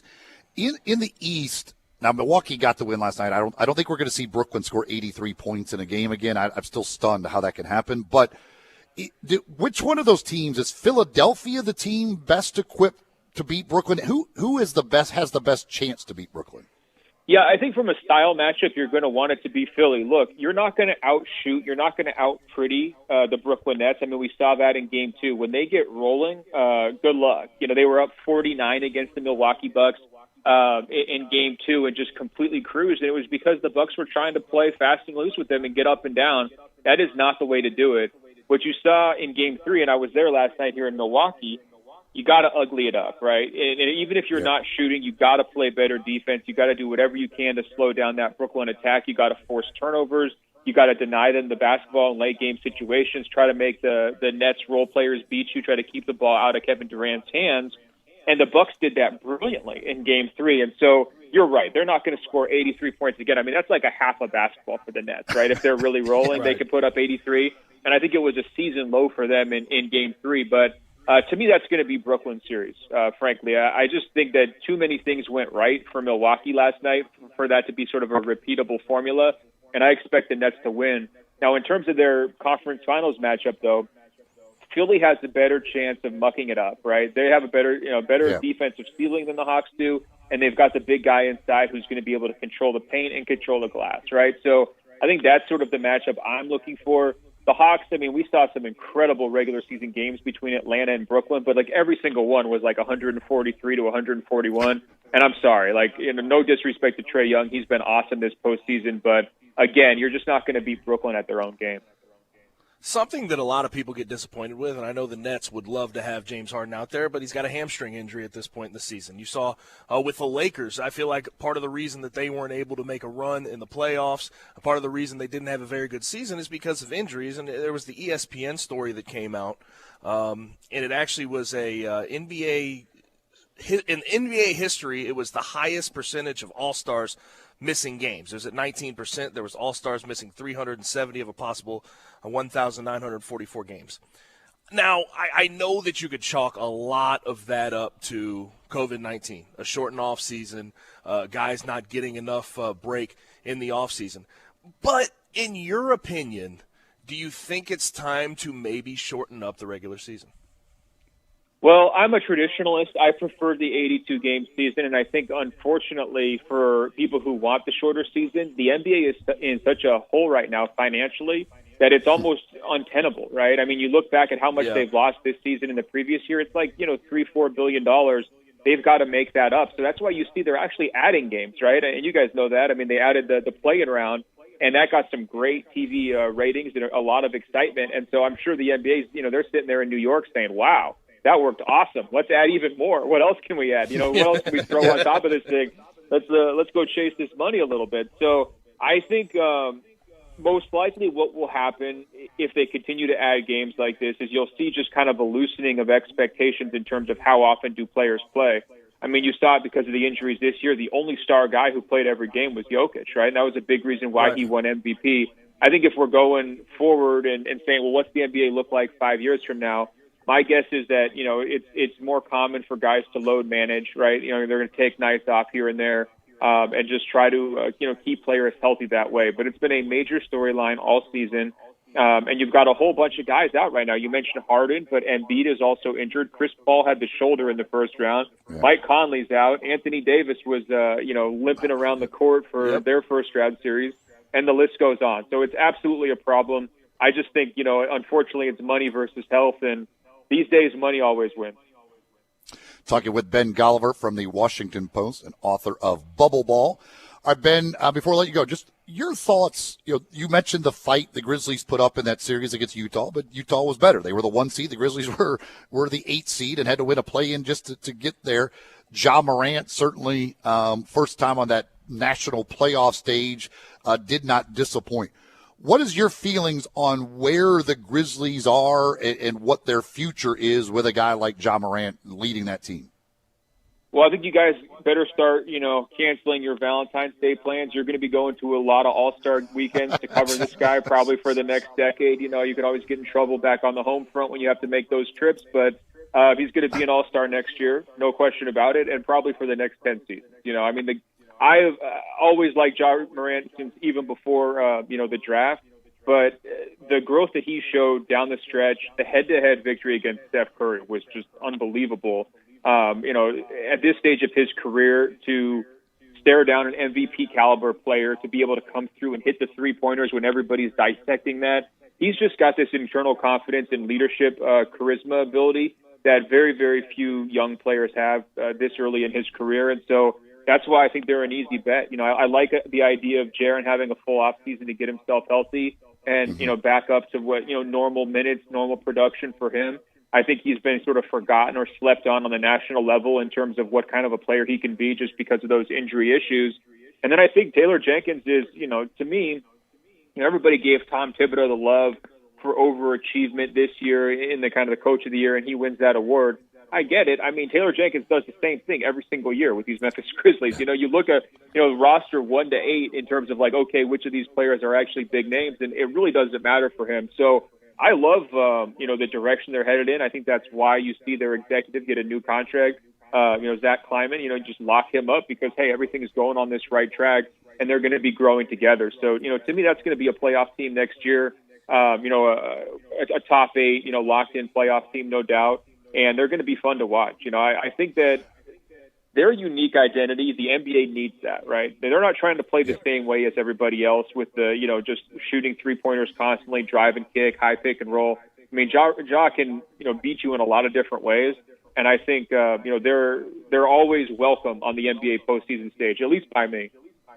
The big question everybody has here, I'll ask you, if you're Zach Kleiman, are you picking up a $13 million option on Justice Winslow?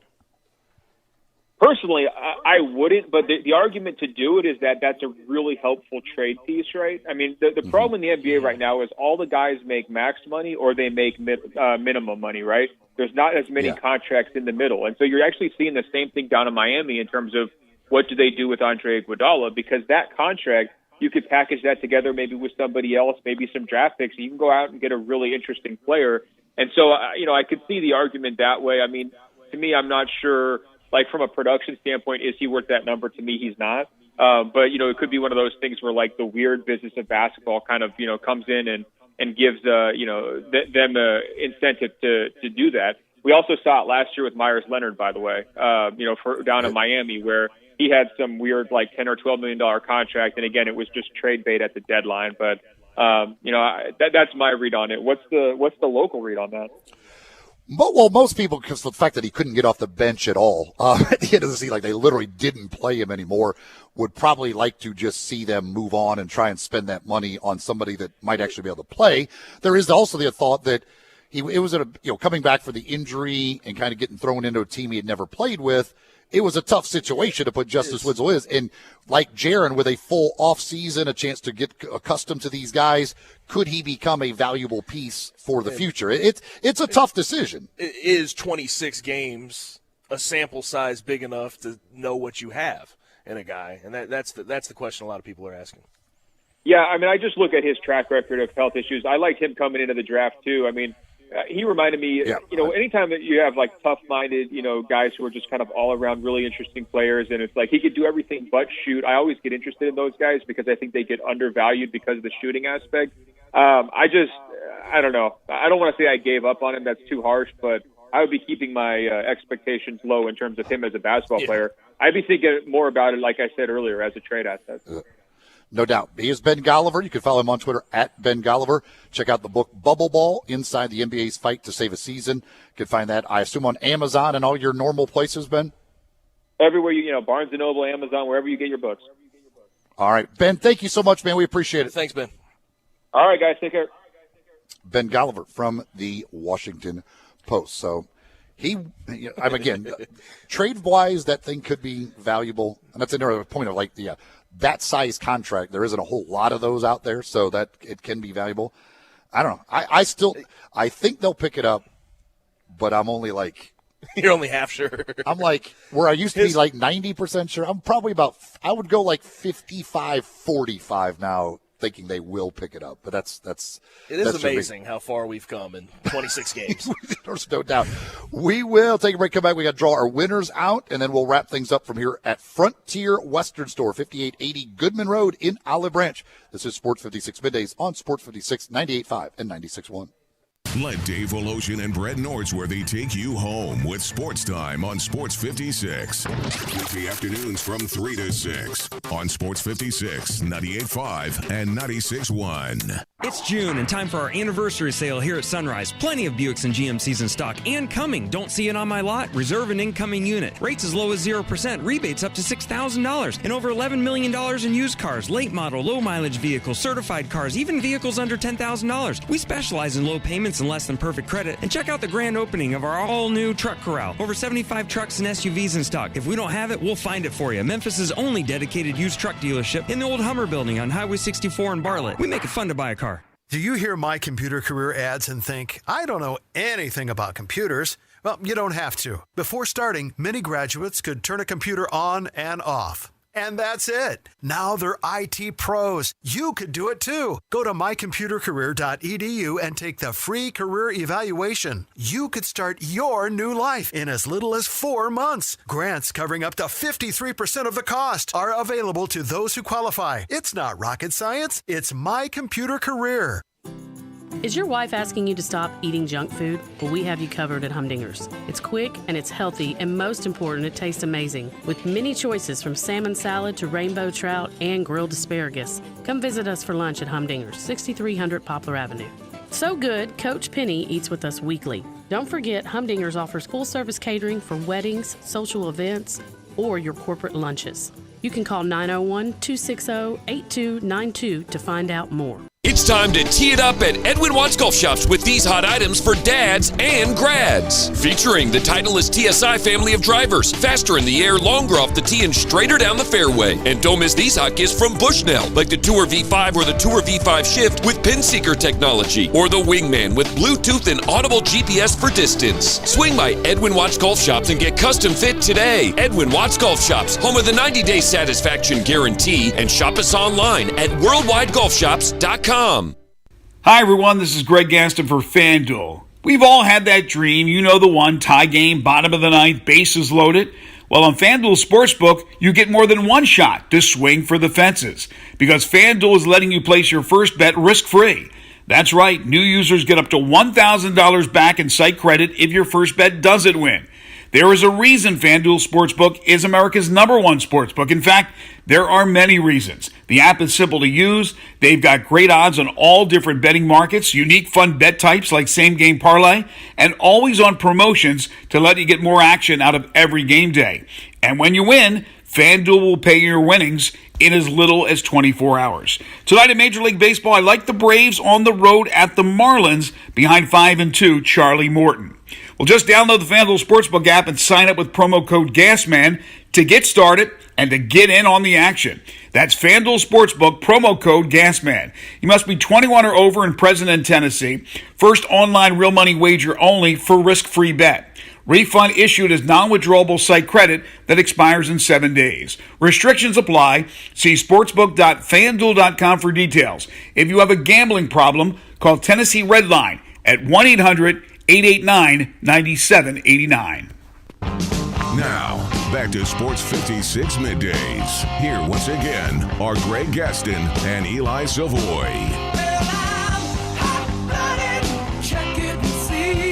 Again, don't forget, a week from Sunday is Father's Day. And right here at Frontier Western Store in Olive Branch, jeans, shirts, boots that every dad will appreciate. Jeans, khakis, and pants, $5 off. Shorts, 25% off. Classics from Wrangler, modern fits by Ariat, thousands of pairs by Carhartt. And again, the sale goes through Father's Day. But boots, you talk about boots. My goodness gracious, they've expanded the great boot showroom here. Over 1,000 pair of Ariat boots alone. Thousands more in brands such as Danpost, Corral, Durango, Rocky, Twisted X. They've got it. Great low prices. You can check them out here, or you can shop online as well. FrontierWesternStore.com.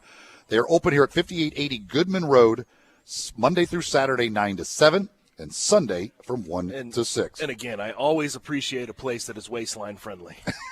Always appreciate. They will take care of even every sizes. waistline. There's no doubt about that. Our winners in our drawing, the Miramichi gift card goes to Robert Wage. The Corky's gift certificates go to Paul Geeter and Pat Jones. So congratulations to our winners. We'll be giving you a call, letting you know how to claim your prizes. All right, so who wins tonight, NBA playoffs? All right, let's see. I'm going to have to go. The first game is Philadelphia-Atlanta. I'm going to have to go tonight. Philadelphia, 1.5-point road favorite. I'm going to lean Philly in that one. I think Philly's going to win that too. And then Denver-Phoenix? And Denver-Phoenix, I'm going to give the Nuggets, this is their one win. Although the problem is they not having a secondary score. They hadn't missed Jamal Murray until now, and now they dearly miss him. Well, tonight their coach just said they quit in the last game. They're going home. Jokic gets his MVP trophy. Like, if you can't come out with a strong effort tonight, then you're just not going to do it. Yeah. I mean, that crowd should be going berserk like it should be. And when your coach says you quit in the previous game, you better come out and play pretty darn hard. That usually goes one of two ways, though. Yeah, Usually they respond well or they respond absolutely horribly. There's usually not a middle response because I don't think a lot of guys like being told that they just quit in the middle of a game. Coming up next will be Johnny Radio with Sports 56 Happy Hour. On Monday, by the way, on the program, we are going to have with us the guy that you have probably seen by now doing the Charles Barkley impression, who actually talked to Charles Barkley and who has become kind of viral. We're going to have him on the show on Monday. So I'm looking forward to that. That will be a lot of fun. Greg will be back on Monday. Danny Rouillet? Yes. Funny. Is it Funny Danny on Twitter? Funny Danny on Twitter, yeah. Yep. So we're going to have him on the show on Monday. I'm looking forward to that. That should be a lot of fun. Thanks to Zach Boyd back in our Family Leisure Studios producing the program. And thanks again to the folks here at Frontier Western Store. Again, 5880 Goodman Road in Olive Branch. Gifts for Dad here at Frontier Western Store. Again, stay tuned for Sports 56 Happy Hour. Don't forget Ole Miss baseball, game one of their Super Regional at Arizona tonight. 7:30, the pregame, 8 o'clock, the first pitch right here on Sports 56. For Gabe and Zach, I'm Eli. Have a great weekend. We'll talk to you again.